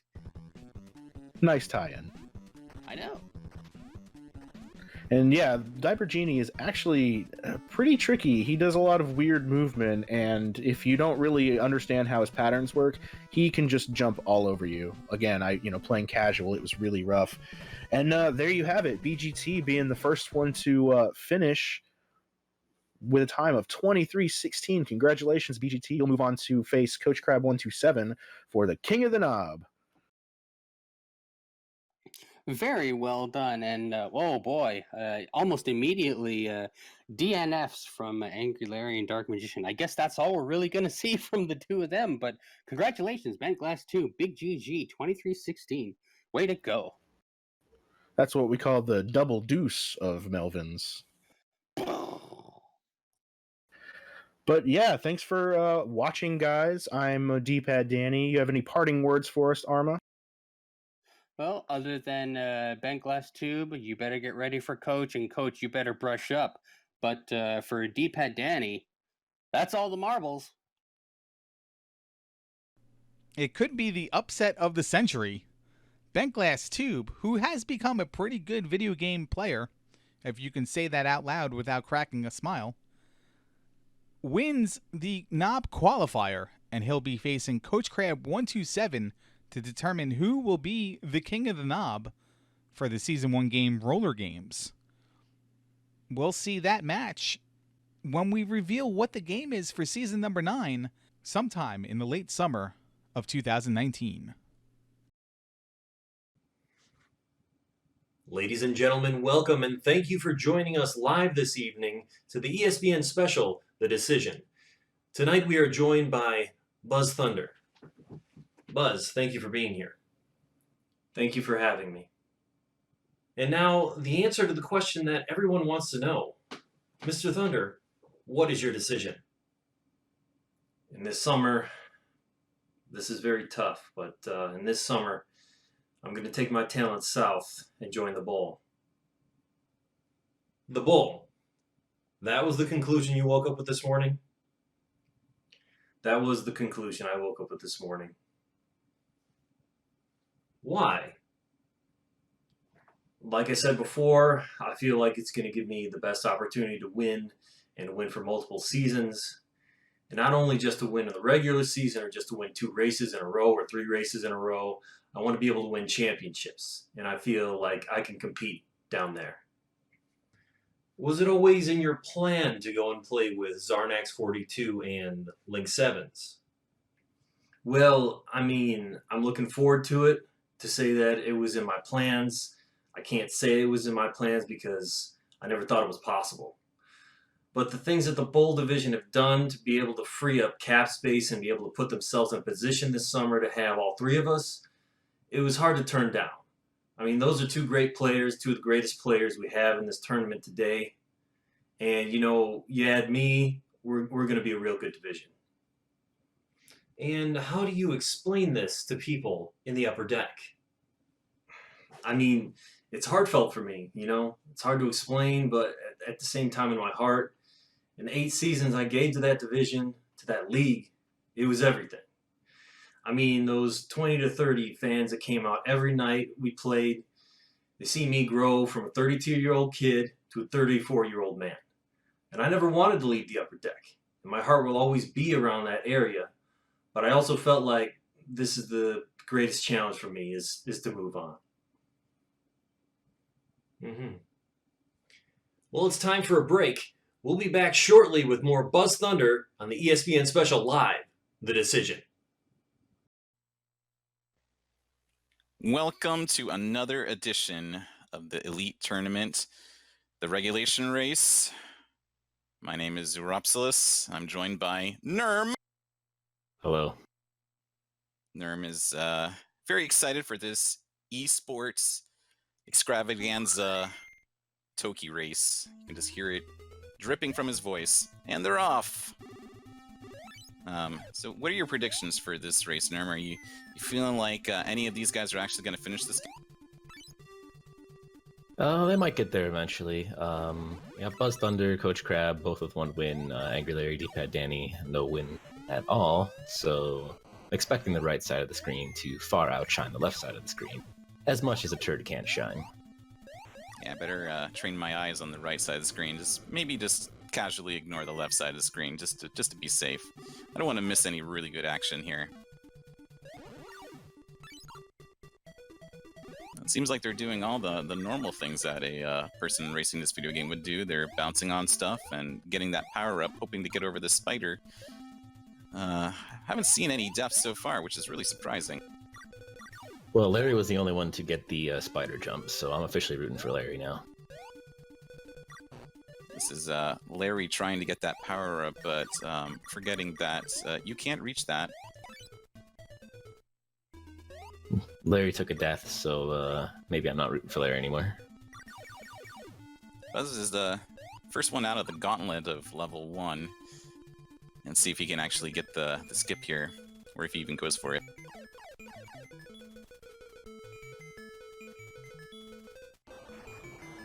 He does. And, did avoid taking damage, too, so he's going to be in good shape.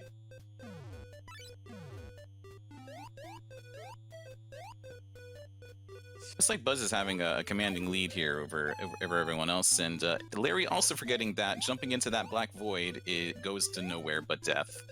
So he has to start back at the beginning of the screen.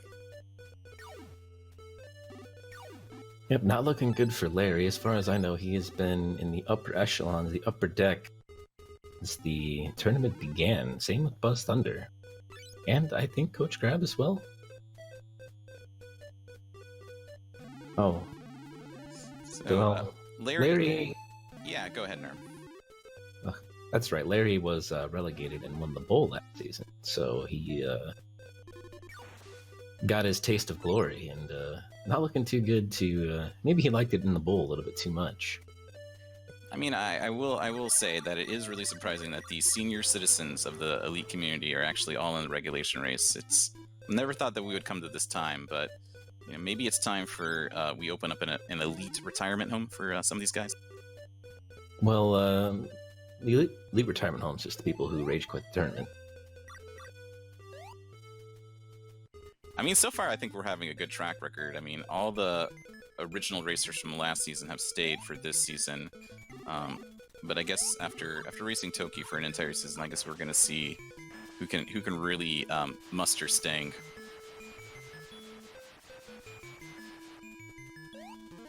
And a lot of people like to hate on this game. I think this game is much better than Splatterhouse, personally. Just much faster. You don't have to invest as much time as you did in Splatterhouse. I think I liked both as racing games. I think Toki is much more of an engaging racing game, especially for the audience. For people not playing this game and not knowing what's going on, it's very exciting to see a lot of lead change. Missed what happened, but D-pad is pretty far behind everybody else at this point. I don't know if he took a bad death somewhere, or I wasn't really paying attention to the left side of the screen, as previously noted. So, yeah. Buzz is in a pretty commanding lead here. Coach Crab about to start the second bird fight, so he is currently in second place. Larry, I don't know, a couple 15, 20 seconds behind Coach Crab at this point, and D-pad Danny bringing up the rear. So, there's a death from Larry. Yeah, Buzz is not having a hard time at this game so far. He's making it look very easy. But he's at the dinosaur jumps now. This is the testing point. It's easy when you splice, and you just have to splice in a death every once in a while, you know, to make it look realistic. Yeah, it's pretty clear that Buzz is going back to save states to play this game, but it's okay. I'm sure we'll allow it.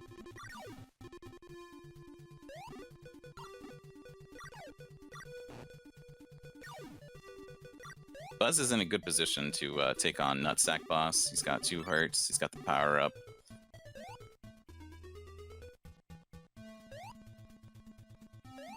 Yeah, that was actually a really good kill from Buzz. You could kind of tell how well people are mashing by how, if that guy gets an attack off, his burp attack off, and like how far the letters move on the screen. And Buzz never even saw the attack, so he's mashing like he's got the rhythm down. This is actually an interesting game where you don't hit the button as fast as possible. You don't get the optimal shot speed. You kind of have to time it.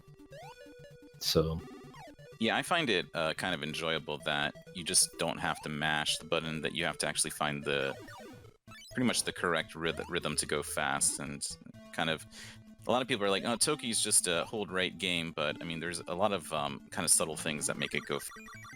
Yeah, you can actually see it there. Coach Crab, it took him a very long time to kill the boss, whereas Larry is already done with the fight, and D-pad Danny is also already done with the fight as well. So Buzz in a commanding lead, but everybody else really within about 10 seconds of each other now. So it's still really anybody's race. I mean, hasn't been. I think the only person in kind of danger right now would be D-pad Danny with 0 lives, but it looks like everybody really does have a chance to come back and take the lead if Buzz decides to mess up some. Buzz did miss the skip and had to go all the way around, so we'll see. That should be a significant time save for everybody else. Assuming they hit the skip, of course, which Coach Crab did not quite hit it. He's going to die before getting high enough off the screen. Larry, however, just needs to take a death here, and he's going to get the skip and go firmly into second place. And I don't think D-pad Danny, he can't even try it because he has no life. Not sure. I guess D-pad. I'm not even. I don't think D-pad's even going for it. He's just kind of lighting everything on fire. Yeah, he Kind of taking his time to get to the platform. he can't because he's unalive. So He could have. I guess mean, he could take a He continue. could have jumped on the the sperm cloud and just jumped up there and then taken the death off the bat.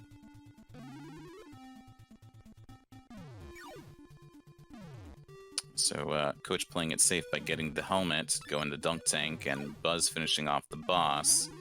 Kind of the non-boss of the game. It's not really a challenge at all. It took me a long time to realize if you go into the boss with 2 hearts, it doesn't matter if you take damage because you're gonna get a heart container, for lack of a better term, and a life. So like you'll have to get the same amount of hearts like no matter what. Yeah, you'll always, If you're at full health, that is. Sorry. yeah, you'll always exit with like 3, and if you had full health, you would get something that is not even really great, which is like some type of like 10 coins or like a bonus fruit or something.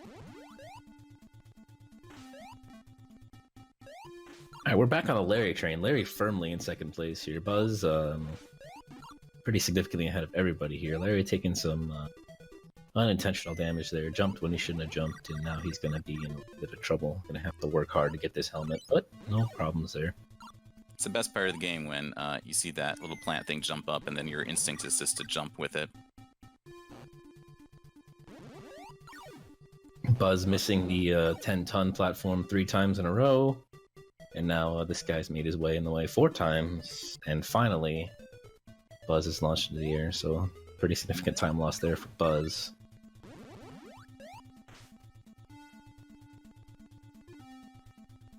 See if Larry can make up some time here by making that jump first time.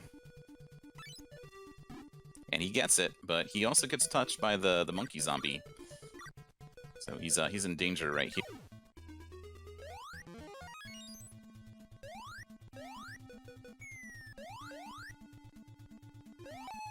Coach Crab also having a little bit of trouble getting through that area, taking some damage off of the sperm cloud. Larry taking a death. I think Buzz also took a death. So time's kind of normalizing out here. Nobody's able to get through quite optimally. Everybody having 1 heart as they start the ascension here. And Coach Crab actually pulling ahead of Larry for a moment and then taking a death. So as Buzz Thunder splices his way to the boss, we'll be getting pretty close here. D-Bat takes a death there, but it's not too costly.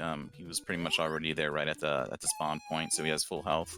Still has 0 lives though, which makes it a danger because there's no more heart containers to be get.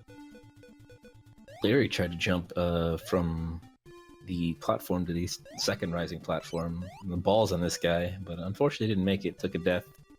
And so yeah, our last 3 really, really close going into the final stage here. All right, it looks like our runners are starting to run out of time. Buzz is making it through the last level of the game. Checkpoints are a little bit more forgiving here than in the jungles, so I mean Buzz would really have to mess up on the boss for people to catch up.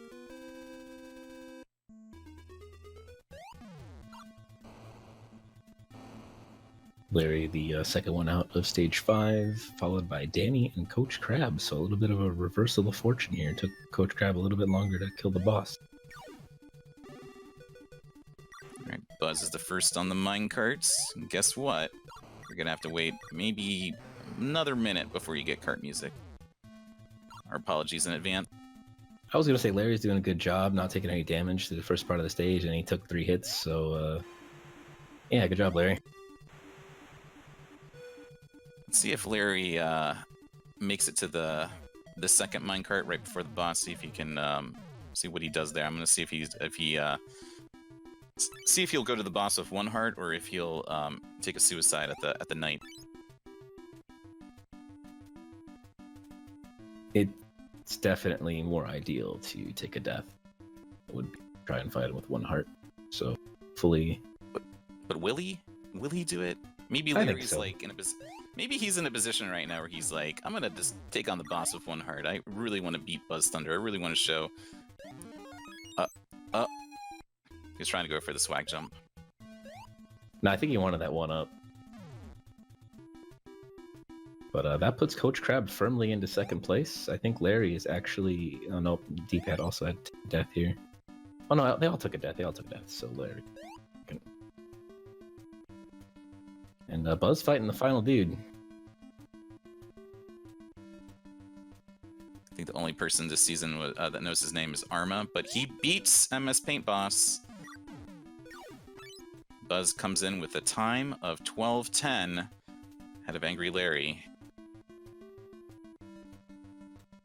This is a hell of a race here. We got Larry and Coach Crab starting the boss within like 2 seconds of each other. So it's going to come down to who makes the least number of mistakes to stay in the upper deck. It all comes down to this boss, whether you stay or go home. It's kind of intimidating and maybe also frustrating. I'm not sure which. And it's looking like Larry is going to edge out Coach Crab by just about the same amount of time that they entered. Whew. 3 seconds. Larry with a 12:45. Coach Crab with a Melvin hat of 12:48.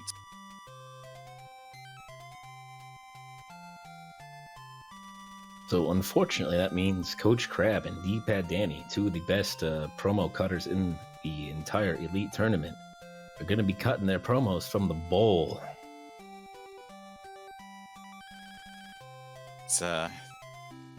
I don't know. Is it a sad day for esports that I'm watching Coach Crab go to the bowl after last season saying that the bowl races were just meh?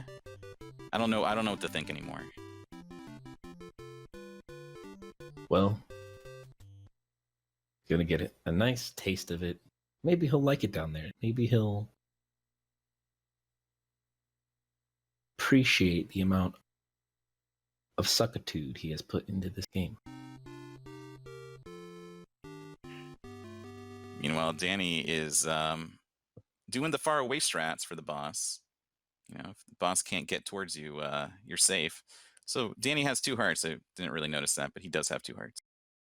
He did take a death on the final boss earlier, and that resulted in a game over. So he's gotta play it safe for sure. All right, 4 more to go. You can do it. 1 more. Just barely. Yeah, that was really close.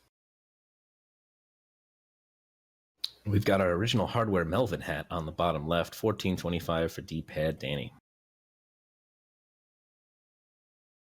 Well, that was, that was really surprising. That was actually a really good race. Buzz Thunder, Angry Larry showing that they can still stay in the upper deck until next season. Yeah, going to be a little tough. I think most of the upper deck, was in the sub 12 range, the 11s for sure. So they've got the work cut out for them next season, but they survived.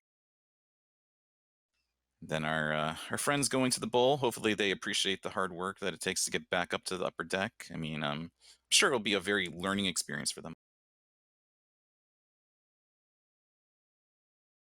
We shall see. That's going to be it for Europe Sales, Europsolus, and myself, Nirm. Let's send it back up to Han.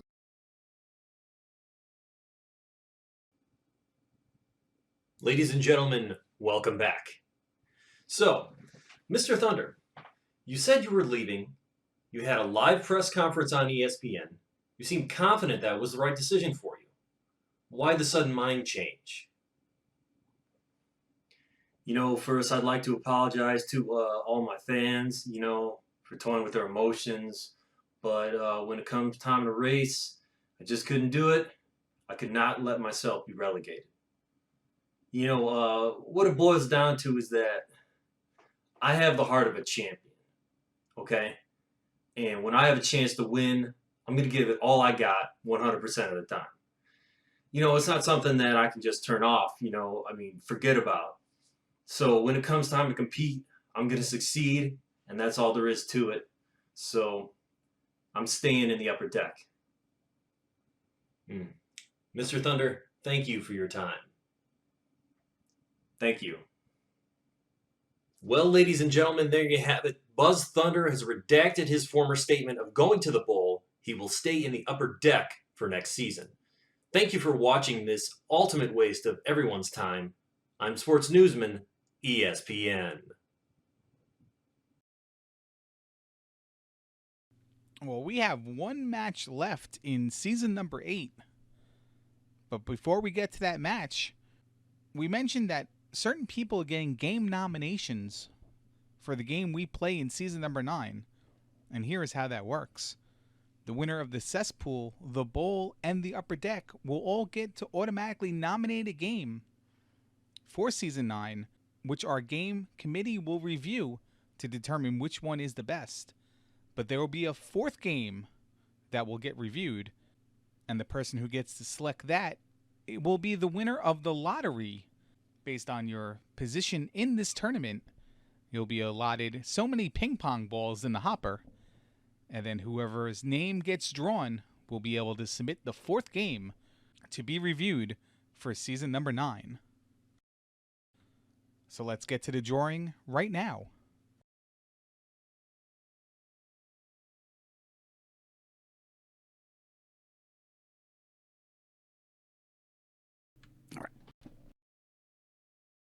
All right, and here's how everyone stacks up. The loser of tonight's championship race will get 5 game nominations.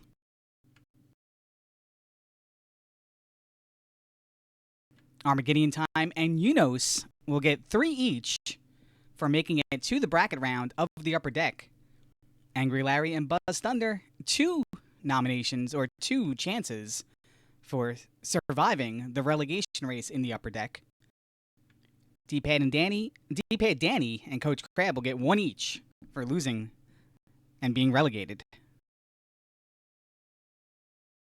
You see, Jam and BTs will each have 3 nominations for being the runner-up of their respective divisions.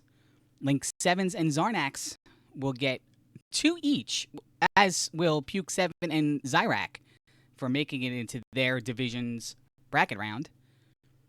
Dark Magician, Edge Stream, Random Effect, and Thurwolf will all get 1 nomination apiece for being in the Bowls relegation race. Dig Shake and Zeb Gedney getting 1 nomination each for being in the Cesspool and not making the brackets. And then we have 2 nominations, bonus ones, for Link 7s, who won the opening humiliation stream in the game Burger Time. So, we will randomize this list as many number of times as I decide. But why don't we have chat decide? Somebody want to throw out a number, a reasonable number, something under 12. Looks like we got a couple 5s in chat.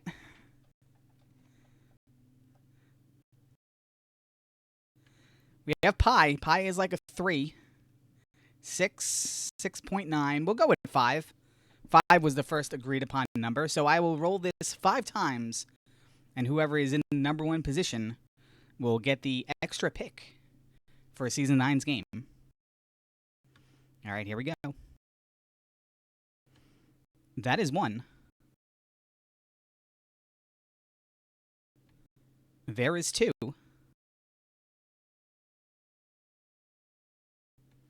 There's 3. And that is 4. I will press this button one more time, and that person will get the pick, the 4th game nomination for Season 9. Any guesses in chat who it will be?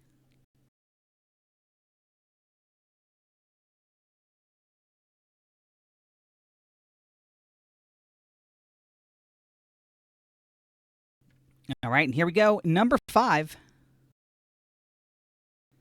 And congratulations to Armageddon Time, who will be able to pick a nominated game for season number 9, which we're all going to automatically disqualify because it is Armageddon Time.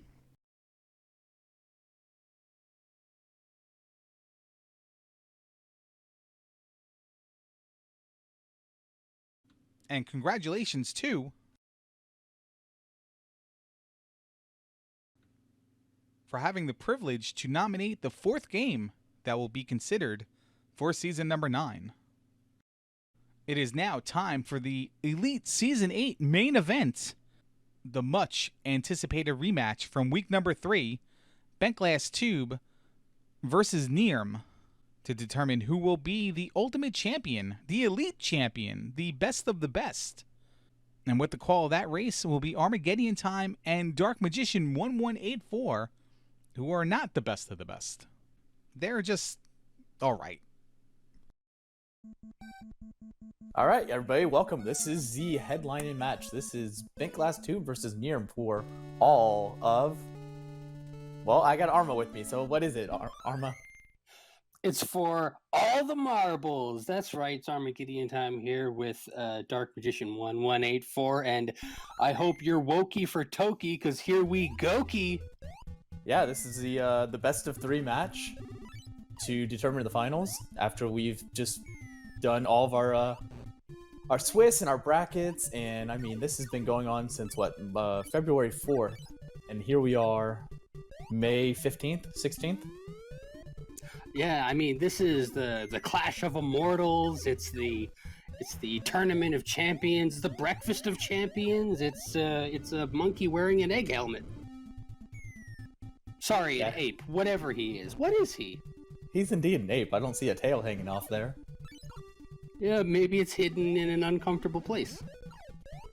What, like in Dragon Ball Z where they wrapped it around their waist or something? I don't know. I don't watch hentai. But speaking of this match... Yeah, exactly. We have two very different styles. We got BGT taking a little bit longer than Nirm, who's already at the boss at Pumpkinhead or whatever he's called. I'm not quite sure.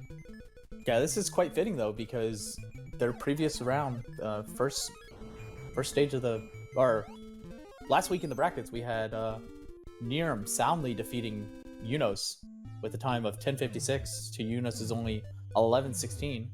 And I do say only, while that means that Unos is 3rd place, he technically had the 2nd best time last week. BGT won his race against you with 11:48. Yeah, I wasn't really there for that one, but yeah, I mean, I'm glad one of us is at least keeping the stats here because I don't know, I can't seem to retain that information. If anything, I'm more the hype man than whatever. But we've already got them dipping their Tokis into the pool here, and we got Nirm coming up to Neptuna on the right-hand side. On the left-hand side, BGT is making his way for a 2nd egg helmet, a strategy we see more regularly as we get here to the finals. Oh man, and BGT takes a death here trying to get the 2nd helmet. Yeah, unfortunately, sometimes you just get a little too greedy. And Nirm capitalizing on that and just steaming ahead as we get to the eye drop boss or eye boss or whatever you want to call him. I don't know. What was the guy from What have people Kirby started calling Kraken? this guy? The We've Kraken. heard... I don't remember his name. The guy from Kirby, the big cloud. Oh, Krako. Oh, okay. But we've heard Vitreous, which is the Link to the Past reference, and we've heard Buzzsaw. Oh yeah, the weird. I don't know why people assume it's a buzzsaw. It's just kind of his body swirling into a vortex of nothingness. And speaking of nothingness, we got a black screen coming up on BGT's side as he transitions into the same level as Nirm. Yeah, I mean, we're seeing pretty much the same gameplay. It's just a matter of the little things, the little tweaks here and there that are slowly separating them. But, you know, we can't count BGT out. I mean, you never know. There might be a strategy that Nirm tries to take and then maybe doesn't do as well as he'd hope. But, I mean, this is the finals. We're going to see the best of the best of the best. At least I hope so. Yeah, and these two are going to be a brand new champion in the Elite. Neither one of these guys has won any of the previous 8 or 7 seasons, or anything in the Olympics, maybe. I don't know. Did either of them make it to a final of some kind? I don't remember either of these guys racing in a finals in the Elite seasons, but I believe one of them did win something in the Olympics. Well, I do remember Nirm soundly beating me in Super Mario Kart, I ended up using up all my lives, but and whatnot. But I think he actually also beat Mario Kart in total and took the gold as well.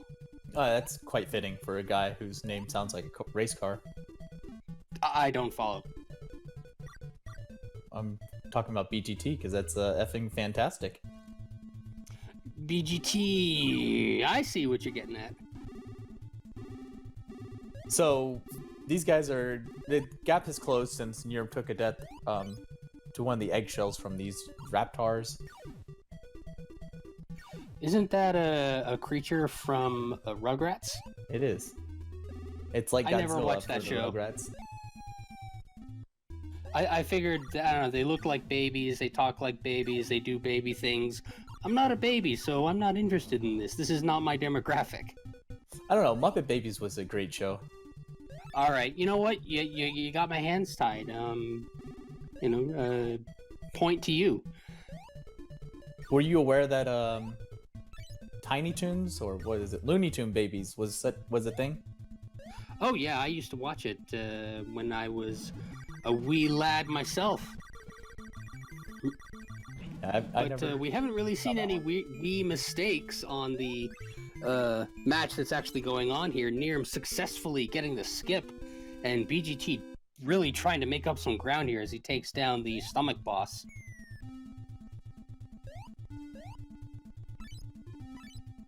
Yeah, that skip is difficult to pull off sometimes. You gotta get above the screen and then die, and so you gotta purposely take damage, and you gotta watch your lives, because if you run out, then that's all she wrote. Yeah, I never quite got a handle on just how you're supposed to hit this enemy that's coming up here for BGT. That guy that just passed, unfortunately, by. But I don't know. The more experienced players clearly know what they're doing. We got the Jade Elephant on the right-hand side. BGT getting the skip successfully, so I don't know. We're making up some ground here. It's just a matter of seeing what happens next. Yeah, I think he still saved time, but he did take a lot longer to get the skip than Nirm.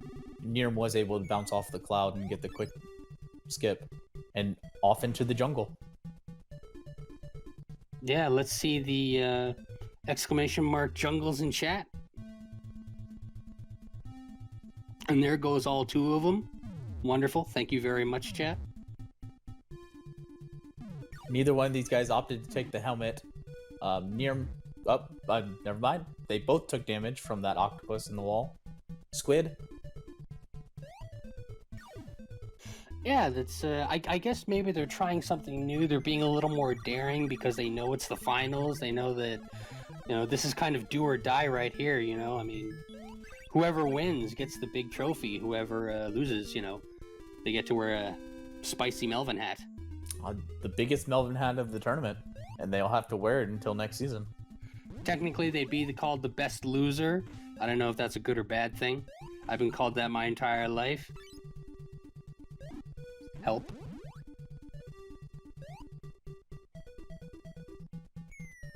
Nirm's just going for it. Yeah, and they're both still on the same level. Unfortunately, there is the gap seems to be growing. BGT falling a little bit further behind, but he did grab the egg helmet successfully. And Nirm making his way to what's his name? Bashtar, I believe this boss. This is one of the boss's names I can remember. Making his way downtown. Faces Pass.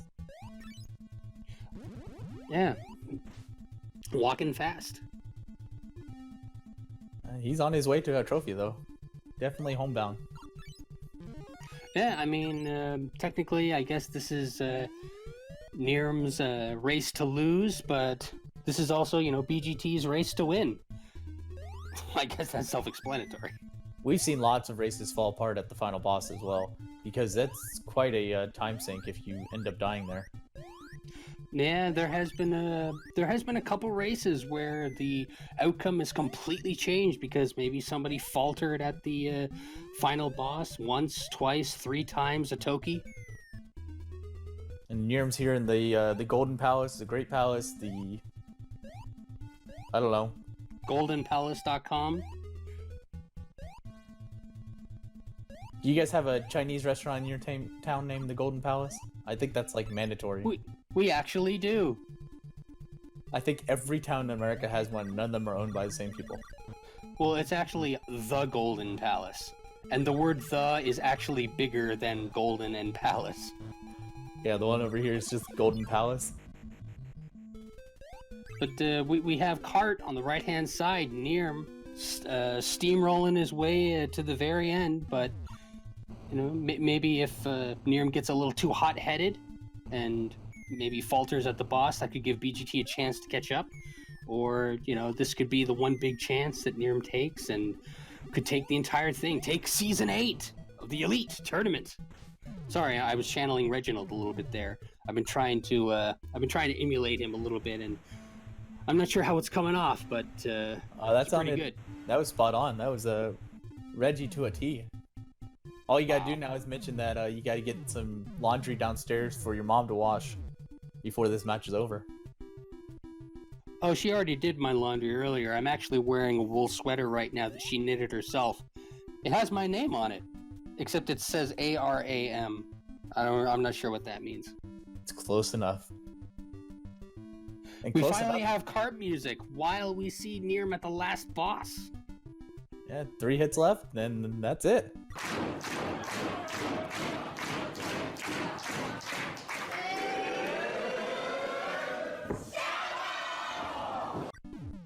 And celebration dance. That was a fantastic celebration dance. GG to Nirm. You've taken first place in Season 8. If he was here right now, I'm sure he'd have something wonderful to say. You suck, guy. That's a fantastic time as well. So fantastic, in fact. This is the best time in the entire tournament, fittingly, for the final race. Wow. I'm glad we have somebody here who knows what they're exactly talking about. 1055, sub 11, sub 1056. Very impressive. Would you like to guess who got the second best time in the tournament? Was it Nirm again? It was Nirm with the 1056. Yes. But let's see out BGT here. Come on, people, cheer him on. He's about to finish the boss. There we go. No real celebration. Well, okay, he's got a bit of a left and right thing going on there. Congratulations. Your hat says Melvin. Way to go, BGT. You finish it out with second place. Yeah, GG to him. I mean, he did lose by a minute, but it's still a sub 12, which is one of the best times in the tournament. Sub Not too 12, far. sub 12 was something I was striving for. So there you go. Yeah, not too far beyond his average. He's only about 5-6 seconds slower than what he averaged during the tournament, which is, I mean, great. It's I'm just not trying to take anything away from Johnny's stats here, but who needs a Johnny's stats when you got a DM? I mean, I've been told that I need to change that name. DM Well- sounds like something sexual. Well, I don't know. That's neither here nor there. But congratulations to the big winner, Nirm, who takes Toki. He takes the belt. He takes the trophy. Whatever it is we give out here in the Elite Tournament, the braggadocio. Yeah, he's And- got the dunking rights, and so we'll see how long this stands because I believe the King of the Knob tournament is still in place. So this could be up for grabs in a couple months. Yeah, so don't count this game out yet, people. I mean, granted, I'm not sure what the ratio of people of likes to dislikes of this particular game was, but you know, it's not a long game, but you never know. You yourself could be the king of the knob if you just try. But anyway, that about does it here for the finals. Yeah, Dark Magician 1184. You got anything to add before we take it up to Hans for the final tally? It's not the length of the game, it's the girth. That's all the marbles. Ladies and gentlemen, he finally did it. Not only did he finally beat Benkglass 2, but he finally won an Elite Tournament. Congratulations to Nirm. As a result of winning, Nearm will be able to pick the humiliation game that we play on the reveal show, which will be sometime in late summer of 2019. He will also get an automatic game nomination to be considered for the Season 9 tournament. We here at Elite would like to send a special thank you to those who helped out with commentary and additional material throughout the course of this season. And of course, thanks to all the people who participated, and thanks to everyone else who has watched or will watch through the VODs or the playlist on YouTube. We very much appreciate it and hope to also see you next season. Are you delicious meat? Would you like to join us for next season? Well, make sure you add your name to the wait list, and if there are any openings in the tournament, you too may have your chance to prove if you're elite or not. While you're there, why don't you also check out the other stuff on the website, which may or may not be updated, but we tried really hard. Once again, I'd like to thank everyone who participated and who has joined us in this journey to find out who was in fact elite in the Nintendo game Toki. I'm Hans Buttface, and hope to see you in late summer 2019 when we reveal the game for Season 9 of Elite. Have a good one, everyone.